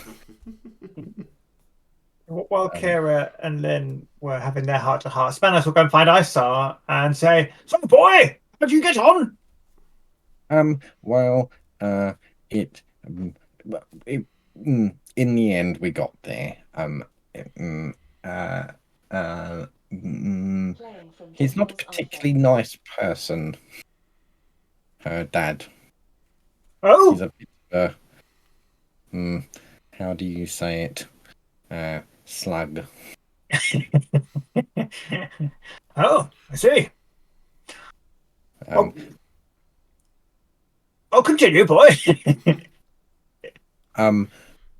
But we managed to do what we came here to do. So that's good. We succeeded. Even if it went a bit wrong. Well done for staying calm under pressure and doing your job. Well done. Thank you. It was a little touch and go there for a minute. But congratulations on your win. I see your magnificent pod race did a superb job and managed to keep itself together. Function over form, boy. That's the answer. Function over form. So long as it does the job, it doesn't matter. Indeed. And he will just go off onto a bit of a side conversation about how when we took the scanning drone in and did the bit of fabrication that we did on it with the welder to be able to do, it was like, that was a really good idea, and how an astromech has got all it, and we'll just go into this little side tangent of some semi-computers, semi-mechanics stuff about modifying this drone. We do good. Shall we celebrate with a whiskey, boy? Oh, I don't know about anything that strong. I'm not sure. Maybe. I'll give you your first whiskey, boy. Come over here. He takes him over to like a toolbox that he's got with him, which he pulls a bottle of whiskey out and pours them both the whiskey and goes, "Well done, boy." Does it have a label on the side of it for special occasions only? Yeah. I like to think if you ever watch NCIS, he has like this bottle of bourbon in his basement where he, the main character, where he builds boats and random shit. But whenever anyone comes over, he's got like jam jars of screws, and he always just tips one out and pours whiskey straight into it, Yeah, nice. He does that. or bourbon, I think it is. But yeah, It's a bit metallic. He's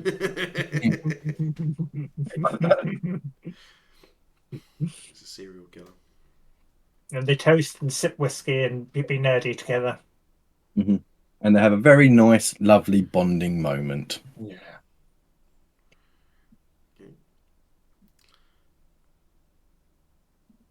If you're giving spiders a high five. He gives him just like a little hug. You know, it's nice. That was me doing a focus on my webcam. Yeah. High Oh, we've five, got some all trouble. four hands. Anything else to happen in the journey? So when Lynn and Kira comes out, Spanos will just say, I spoke to your sister after the race to make sure she was okay, and I said I'd give her some tips on her pod if she wanted it. I thought you might approve. Make sure she was all right. Thank you, Spanos. I really appreciate that. I'm really worried about it. Well, I have her number now. If you ever want to reach her, here it is. You have her number? Yes. Oh, amazing. Thank you so much. Definitely need to give her a ring. Not a wedding ring I saw. Not an anal ring I saw.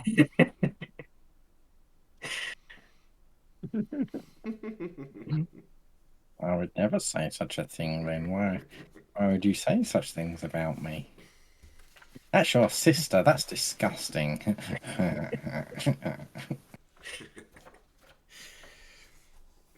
Okay.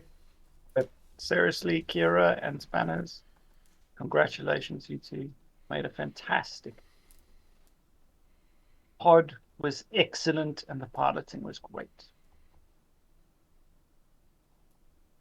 Whiskey And I Kira. saw it. Like, let's not miss the actual point of our mission, which I saw absolutely nailed. Good job, I saw. Oh, shucks, guys. Thanks.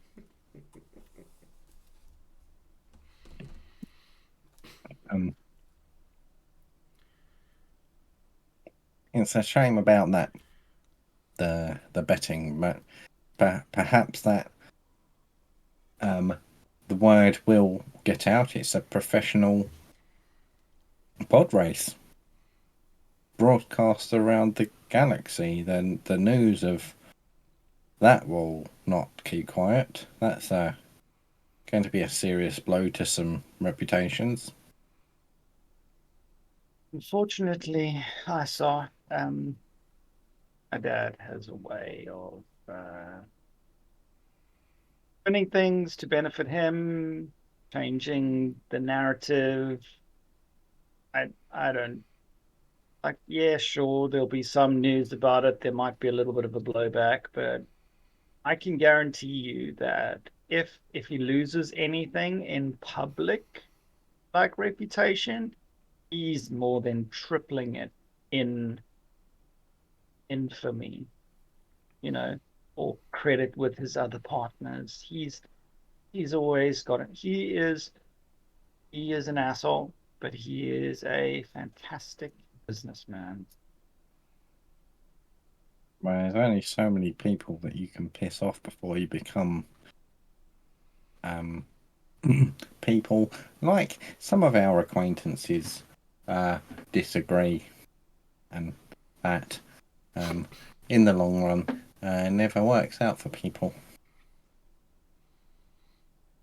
I honestly believe that when I was younger, Now I believe that there are some people who just can buck the system. They're the exceptions that prove the rule. Use an old idiom that I hate.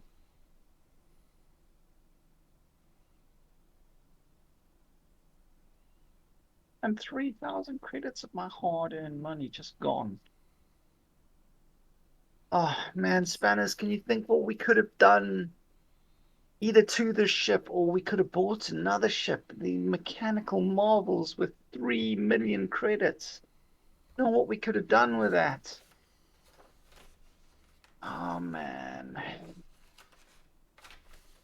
Well, you know what it is. We'll just have to steal it from someone else. I mean, earn it. I'm not opposed to stealing. And he's like, really surreptitious about that. Yeah, earn it. Well, Kira and I earned some money today with our win.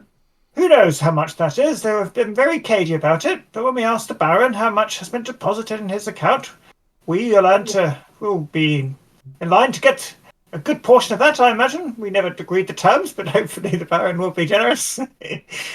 And depending on how much it is, then I will reimburse you from mine and Kira's winnings. No, don't worry about it, Spanners. That money's yours. You guys worked hard for it. You earned it. I'll make it back. Kira's just behind Spanner's gain.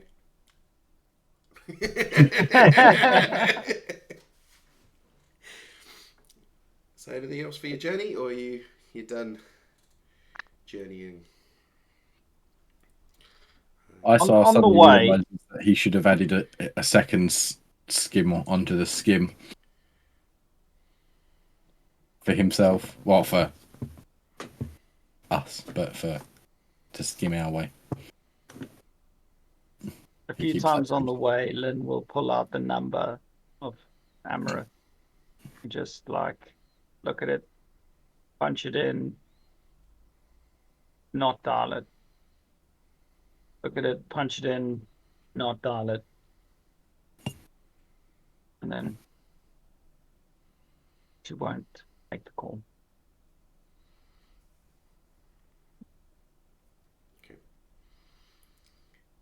So we'll drop out of hyperspace over Tatooine, Mos Espa, where the Baron's complex is, and you, Kira, I presume, is flying. I'm not going to make you check. You lower into the atmosphere and get towards the hangar, which is the Baron's, and you see the pilfered parrot has already landed back in the compound. And you land next to it, and you can see your crew members around. They're just sort of hovering around. They're not doing anything specific, but they happen to be greeting you. There we go. And you land, and you can disembark, and you will see Thaddeus. Click-clack. I've got the names completely. They completely lost all the names there. Rimux and bits and pieces, and a new droid standing there with no blue-skinned Orin. We catch each other up about what happened on our adventures. No worries. So we'll say for the just down that we've lost. So we'll say that day you just catch each other up on what's happened and what's gone on, and you'll have a drink and some. I'd like to think there's a ritual or ritual probably, like whenever we get back from any part of the team gets back from a mission, there's like a ritual with the whole group over the time of working together of so they greet them when they land, and then they go and have a drink or a meal or something, like every time there's this ritual. A retrospective. Someone opens up a Miro board and we do a retrospective on a Miro board.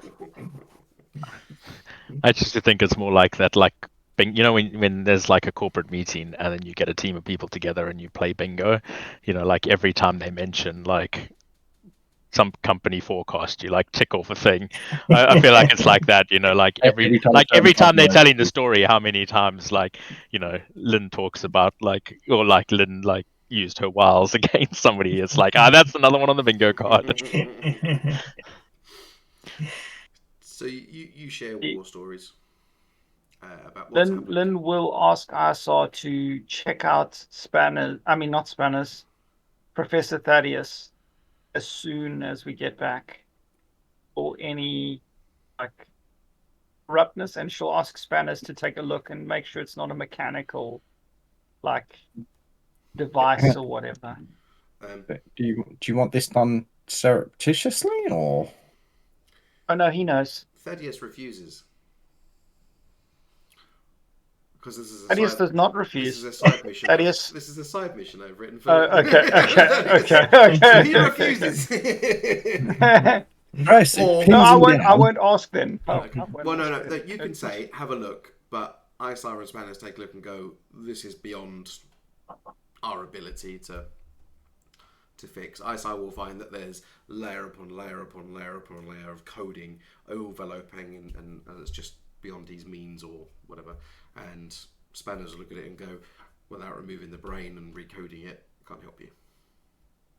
And that's the problem for both of us is a droid, and droid programming language is different to computer programming language. Mhm. We need a droid tech. And I wrote a Thank whole you, thing Isar. about it too. So you take a look, but it's not can't fix it. It's a walking computer. He doesn't deal with walking computers. They're two different things. A sentient computer. I don't know. Very- Go ahead, Nick. Sorry. No, I'm done. That was it. That was the end of my. I was just going to say, I don't know if Lynn and Professor Thaddeus should stay away from each other now. Like, what if he gets activated and he comes after Lynn and like, yep, never mind. I've done a rattle number on Ross, haven't I? For him off emotionally. I've knocked him off his leadership peg for a minute. Yeah. Triassic will approach Lynn and say, if you want somebody to keep an eye on you, make sure that fucking droid don't come anywhere near. I can do that for you if you want, sunshine. I appreciate that. And I would definitely, if something happens, knock him down a peg or two. Please. But, do. yeah. Now you let me know if you want your privacy, but I'll just I'll not go too far. I really appreciate it. I think And we he'll should all just- stay pretty close. But Triassics will intentionally then just not hover, but perform his bodyguardish duty for Lynn. Like always over the left shoulder or something. Because that is actually his profession. That is actually his job. So he will do that. So the other team have been back for a day. They delivered all of their things that they picked up. So all the minerals, I forgot what else you picked up, but All the expensive chemicals that we All- picked yeah, up, all everything- the artifacts. everything that was picked up that wasn't kept by anyone in particular. I know Professor Thaddeus did keep back I got a really itchy arm, a tablet that he'd said to Remix might help, so he's kept saying that. And an odd cylinder or something like that. Yes. No, I don't know anything about that. Anyway, so they delivered it to the hangar, and they were told by the crew, well, leave it there, and the Baron will sort it. He's not here at the minute. So after 2 days, none of you have seen him. He's not in his office. He's not been around. You asked the crew, his team, and they're like, "No, we haven't seen him. Have you tried the local bar? You try the local bar. He's not in the local bar." And eventually, you happen to be near his office, and one of the guys comes out and goes, "There's a call for you in there. Not specifically you lot in there." That's odd.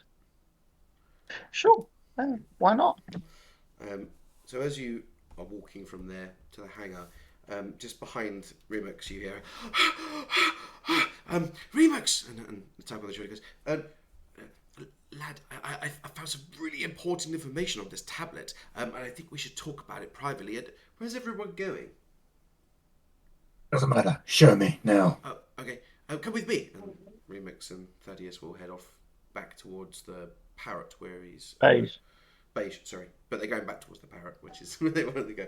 And they go, if anyone sees, like, but the Beige is actually hop-skipping, like, quite quickly. It looks like he's quite excited. We should really talk to the Baron about getting a PA. What was his name? Not Richard. The guy in the pit. His name. Yes. Oh, Helmet Face. Yeah, but what? He had a nice PA, and she seemed to be keeping things going well. Maybe the Baron should get one. I've forgotten her name. Gwendolyn? Something like that. Yeah. Maybe we should get one. Didn't you take a fancy to her?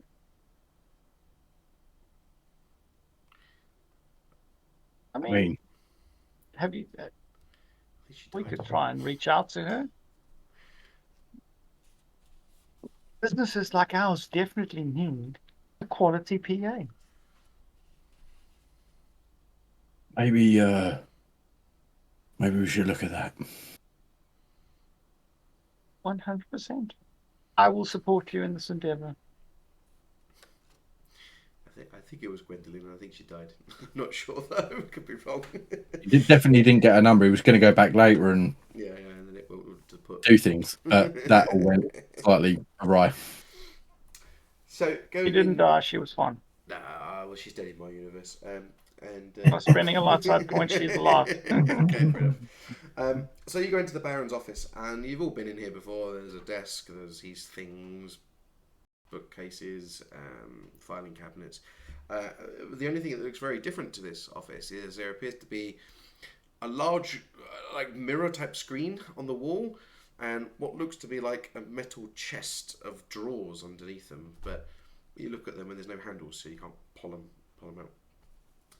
And as you go in, the guy who led you there goes, just in here, it'll activate.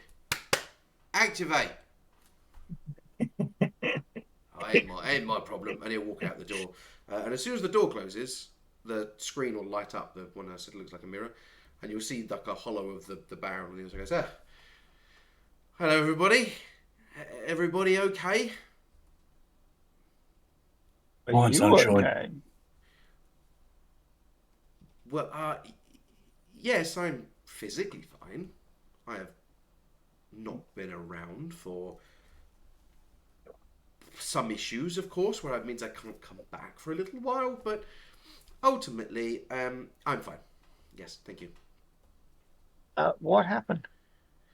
Well, you won, which is great. Well done to Spanners for the pod. I've had quite a few offers, by the way, of buying that thing. I'll talk to you about it shortly because I think we could definitely make a bit of a credits between you and I. He tries to sort of whisper it to him, but he's clearly just on the screen in front of everybody. And, Kira, I've had offers from the pro circuit for your piloting skills, so maybe we can go into partnership. We'll have to talk about that in a more private setting. Actually, I have something for you guys. Thank you very much for all of those materials you recovered from the space station. I'll be honest with you, that wasn't quite what I was expecting you to bring back. But nevertheless, I'm a businessman.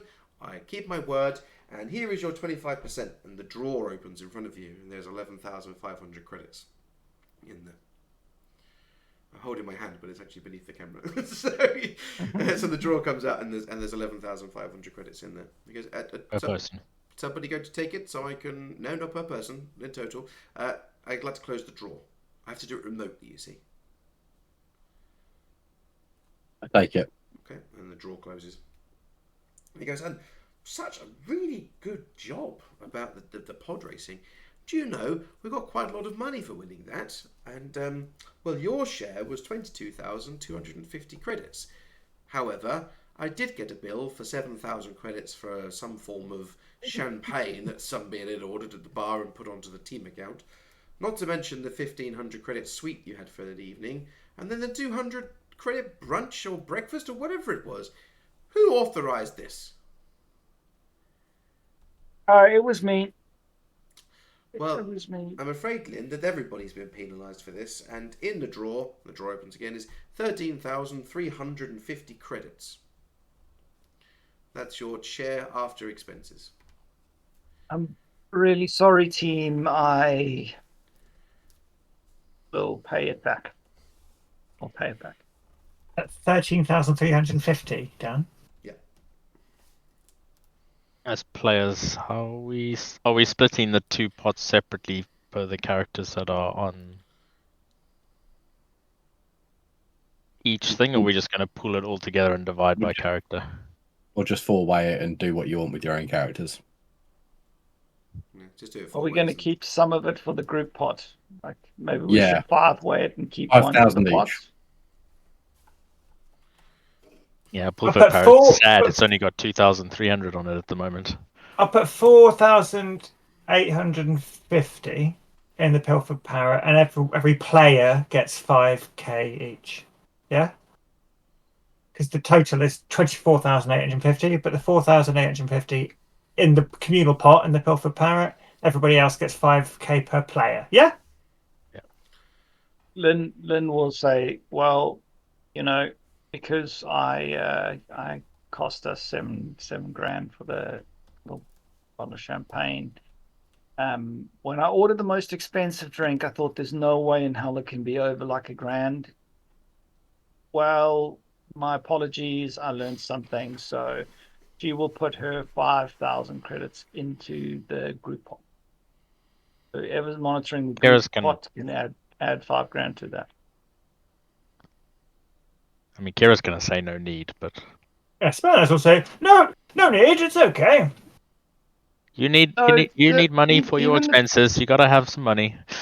Even the team that wasn't there, they don't deserve to be penalized for my mistakes. So it's okay. We'll put it towards the communal pot, which can be then spent on the ship or something. I don't know, but it's an investment in our future. Like it comes around, we need money. We got to spend money to make money. All of those business acumen that my dad has spouted at me over the years. Well said there, Lynn. I'm glad you've learnt a thing or two about business. And did you say your dad? Oh no, I didn't. Well, funny enough, you I say definitely that. did. Yes, I'm in a bit of trouble with your dad. That's why I'm not here. My dad, you don't know who my dad is. Well, he is a businessman, and I'm a businessman, and I owe him quite a lot of money for that ship that you borrowed, and that's why I'm not here in person. Not to mention that in order to get you into the pod race, I had to lean onto one of my contacts, who happens to be one of the worms, and unfortunately, because we won, he wasn't pleased because he was betting on his team, that awful racer, Yun Hellrath, or whatever his name was, and he was betting on his team to win and lost quite a lot of money. So I am not coming back for a little while. Well, I think you're off the hook there because actually everyone who did any betting lost all of their money. Oh, did you not hear? What? So, well, I assume it was your father that did that. I mean, he's gained some infamy for Sure. Yes. knocking off a pod race in the pro circuit. Fantastic. However, he gave the money away. So any reports of him wrongdoing, the Imperials, who controlling the Galactic Courts, have completely looked over the situation. He gave it to an Imperial orphanage. Clever man, that one. Yeah, but what I'm saying is you're off the hook because everyone who did bet lost their money. You would think so, but I didn't bet. I used contacts to get into the race, and they're upset with me. Yeah, no, but they're upset because they lost money because Kira won, and even if Kira had a loss, they still wouldn't have won anything because the bets would have been gone. So Now, that's logic, not underworld logic, I'm afraid.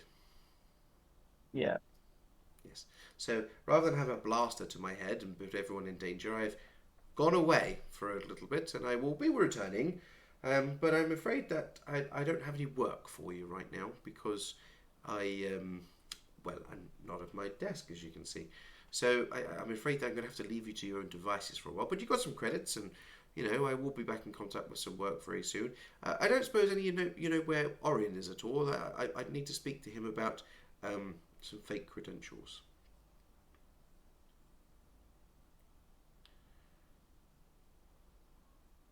Well, you see now what happened was Orion went up a real quick shaft with a real nasty looking character.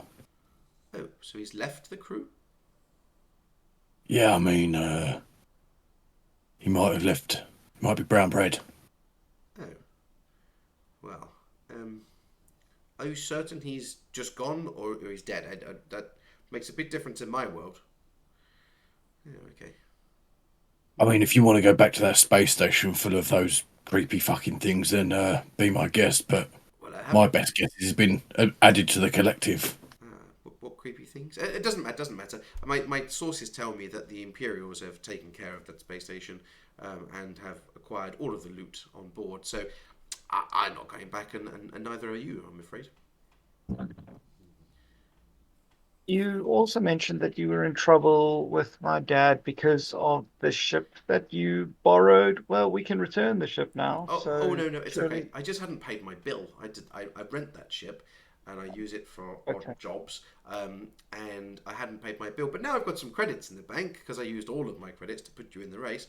I can pay it off, so I will do. But of course, you know your dad, and unfortunately, I like my kneecaps, so I'm not going to be seeing him in person for a while.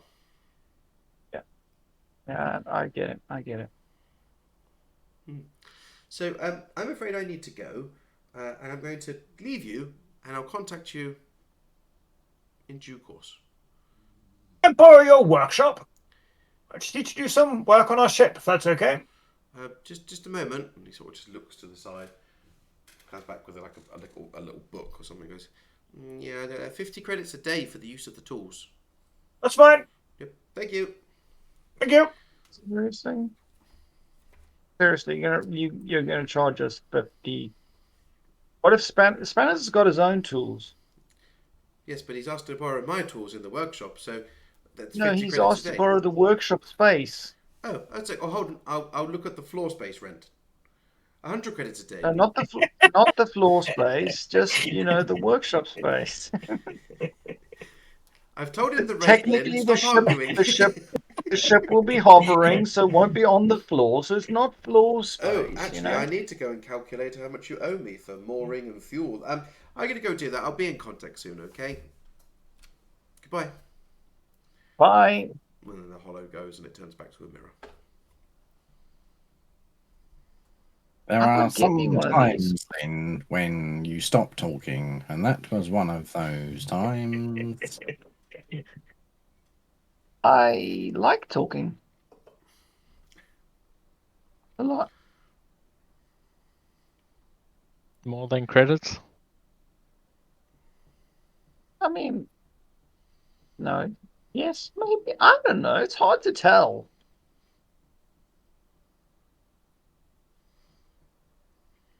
Well, this puts us in a bit of a bind. We desperately need some credits. We could mean- go and so good. kill some people for their money. Say that again, Isa? I mean, click clack. I mean, I don't know who you are. Click clack, click clack. We could go and kill some people for their money. They'd have to be very rich to make that lucrative. It's called bounties, you fool. Ah, okay. It's a good idea, actually. I think Thaddeus is definitely interested in going on a bounty and getting away from me. Like, he's good at that, Like, he can totally get down with that, hey, Thaddeus? Does not compute, must kill, Kira. No, Lynn. Poor Kira. So when do we get the skimming money? Is that on a monthly basis? We get a portion of it, don't we? You Yeah. get a portion every time there is a race. So how often I heard there's there was a race right now, No. and there's another one right now, and there's another one. I'm happy to do a pod race again because I enjoyed it. But there's not a race right now. But Oh wait, so I thought this was like any race in the system. Do we actually have to take part? you now have to take part in the pro circuit. That's where you've put your hack in this. We don't have to take part. don't have Just to. No. Sorry, every time there's a pro race, you'll get it, but you can go and compete in it or in the other races if you choose. Okay. I was sold credits forever, passive income. Well, it is I was passive. going to post on Instagram and everything. Oh, okay. Did we get some passive income? Was that part of that money for the skim that went on before that race was That finished? was the and things like that? 22,250 credits minus the cost. But did that include some of the skim as well? That was the skim profit. Okay, 25%. I see. So he made. And what about the winnings? What about the Yeah. first place? The actual winning. Oh, sorry, no. Look at me. They were. That was the winnings. Sorry, that was 25% of the winnings that he gave you. The skimming won't happen until next time. That's my notes here. So it'll be passive income next time that there's a circuit race. So that was the portion of the winnings. So the way I look at it is you put it in place for moving forward. Yeah, the bets had all been taken at that stage by the time we got the hack in, so I guess that kind of makes sense. And then obviously 11,500 for all the chemicals, the raw material and bits and pieces that you managed to get out of that. So from a metagame perspective, this is downtime. And I've done it like this because obviously Andrew's not going to be here for the next 5 weeks. Right. That's okay. And I have actually made, glad you said Bounty Hunter, Nick, because I'll add that to your list. I've actually got side missions for all of you. For Ross's side, I have Rumours of the Mother. I have Tracking Down Cathilda. I have Clearing Down Thaddeus. For Richard, I have one I'll read out to him in a second, and Mechanical Marvels. And for Nick, I have basically tips, and I'm going to add bounty hunting to this as well. So these were, because obviously when we spoke, you said obviously you're interested in credit. So these are basically tips of deals going down and stuff like that you'll be able to get. And that's what I've done to do over the next 5 weeks because obviously Andrew's not here and I don't want to progress the main story, so it's just sideline bits and pieces. I mean, I'm happy doing a little tour of the system and blowing up some orphanages or something like. That's a good idea because the surgeon will be doing that too. Anyway, sorry. What? I'm just disappointed. Nobody's looking for Oren. Just saying. I'm absolutely not going back to that shithole. Like that's a. I let the Not Imperials after we die. did those AI generated images. Like, Like that's scarred me for life. I'm out. No thanks. It was like gone and forgotten. No, he's not forgotten. We'll bring him back. So Richard, sorry, go on. What happened to all the urchins that were on Taris, by the way? Well, a lot of them were transformed, weren't they, into beasties, and then when Pip died and they took the mind control stuff off, they all scattered into the forest. Okay, So I would say in the forest somewhere, maybe. they're all dead. They're all dead. Yeah, completely dead. So Remux, Tidier. you were tidier though. I've got to go back to it. You were pulled aside by Professor Beige, who skipped back off to the Pilfer Parrot. And he takes you up to his work area, which happens to be the kitchen table because they've got no other workspace. He goes, "Oh, mind the noodles. Careful, that's hot still." And moves a pan. He goes, "I found some very good information on this tablet." And he shows you this tablet, and it's all gobbledygook to you. It makes no sense at all. However, he's got like bits of perspex that he's written notes on, like a little chalkboard. Or it's not a chalkboard because I don't have that. Data pads, sort of pointing up symbols. He goes, "I found evidence of a hidden temple on the moon of Itoch. I believe that the temple has remained hidden from the Empire's view, because if they didn't have this tablet, they wouldn't know. And I think it's survived the Empire's purge.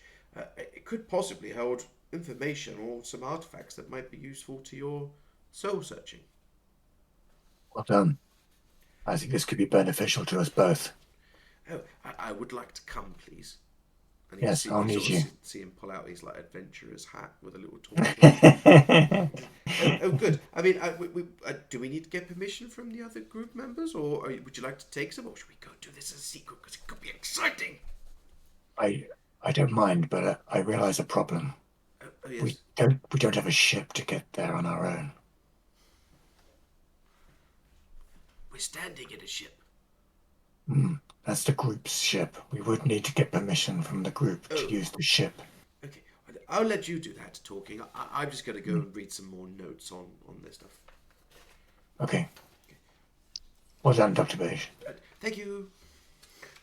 And that's one of your side missions if you want to chase it out. The other one was I will be. the other one was mechanical marvels, and you got something today saying mechanical marvels too. Nice. And then Excellent. I haven't got any more for tonight because obviously I didn't know which one you were going to pick. So what I'll do is I'll post them in the group between the three of you, and you can pick what you want to do. And I'll make some. I didn't put bounty hunters on yours, Nick. I didn't think of that one at the time. So I'll create some bounty hunts as well, so we can pick what you want to do next week. Poor old Andrew. Next Wednesday you're going to be sitting there going, I'm really bored. Dig it in. Did you think the pod race rules worked okay, or did they become too complicated? I think they were better than the earlier rules that we did. I think they were good. Clearly, it was quite hard, but it doesn't really matter as long as it's equally hard for everybody. Then I suppose it matters. Yeah. I think the. I'm surprised by how shocking Kira's piloting is. Like you're like, oh, I'm a great pilot, and then it's 1 yellow and 2 greens. I'm like, And one yellow and minus one black. Makes a big difference there. Which also didn't come up, like, everybody kept choosing sections of the track that were, like, not blacks but blues, which would have helped me to have more blacks, actually, because I could remove 2 compared to everybody else. The other races were based upon Kira, like having the same statistic for flight, so it could be the same. Obviously, she had a few extra abilities that gave her the edge, but yeah, they were based purely on her stat block. With that. Yeah. No worries. Before we wrap up, so one thing, the reason why Spanners asked if he could use the workshop is I'm conscious that there's some modding I wanted to do, some downtime modding of other people's gear, but in particular Remix's sword and the Pilfered Parrot, because we've installed the targeting computer as the attachment, but then I can mod that attachment. So with the group's permission, I wanted to spend some of that nice pot that we have in the communal pot to pay for trying to apply those mods. Obviously, I might fail, but maybe I could try and apply those mods. And I need to do that in a supervised fashion. Should we do that now, or do you want to do that on a future session, Dan and party? Do it on a future stuff, and we can do it out of the group and just come on and roll and do whatever works. Okay. do we need to pay for the mod? Yes, so that will be coming out. So I need your permission, because that will need to come out of that communal pot, which has got a lot in it now. So I figured people wouldn't mind. It won't cost a lot. It's beneficial for the ship, so whatever. Andrew. Crack on. Yeah, just one thing from Reader's going to find Spanners down in the thing and go. It's going to be a really quick exchange, but if you're happy, Richard. Quick exchange, yeah? Yeah. Spanners' friend? Yes. Nice to meet you, little robot. Friend. Friend. Spanners' fixed voice? Yes. Over here. Let me take a look. Thank you. And he will take a look and fix the voice. Or do you No. want me to roll for it? Oh, No, okay. you're not going to fix the voice, but you're going to realize parts might be needed and that sort of Oh. thing. So I just wanted to get that, like, the start Nice. of that thread. Okay. And he'll say, "Oh, little fella, I think I can see what's wrong, but I don't think I have everything I need. I need some specialist tools." And a Vox modulator. Yes, I need a Vox modulator. And I will speak to the others And we'll get this resolved for you, little guy. Thank you, friend. You're welcome, friend. He's gonna beep beep and just disappear back and find a corner to like power down in. Yeah, we decided that we Nice. didn't want it to just be as easy as fixing a voice box. We wanted to actually make it a bit harder and a bit longer. Nice. Spanners will explain to the others that we need to find some parts. Cool. Oh, lots of hooks. Little side things. Who knows? You could find a voice modulator at the Marvelous Mechanicals. Who knows? Make sure it's one of those ones that speaks in like the voice of a mysterious magician, and then like everything has to be spoken. I'd rather be mute. Hence everything is a question. Banners. Sorry, Reed does have 2,500 credits to spend towards said whatever it is. If I'm not about. Nick, you were going to say something? I was just gonna say on a non-Star Wars related, but we'll finish the Star Wars talk first, if there is anything else. The cost of upgrading, of modding the attachment, would be 1,500 credits ordinarily, but Spanners halves the cost of mods. So it's If Spanners needs to do anything on the ship and it costs like less than 1,000 credits, That's Just not do even it. champagne territory. It's like a sip of champagne. if it's beneficial to the ship, just do it. Like you Yeah. have my Yeah, I'm good with that too. I think the characters kind of trust Spanners. He's a good chap. He's got the group's best interests at heart. So I think they would all just be like, As long as You it's do it. cheaper than a bottle of champagne. I mean, that's easy in this universe. I feel so sorry for you, Ross. Like you're going to judge everything. You're going to go to a bar and be like, "How much is your smallest drink? How much is your largest drink?" Constantly. but you can go to bars and you can order the most expensive bottle of champagne and it's £25,000. It's more than a fucking car. Yeah. Yeah. I wouldn't want to drink the bloody thing. No. Well, thanks, Dan. No worries. Well, Nick had a side non-star. Yes. Non Star Wars related, but RPG related.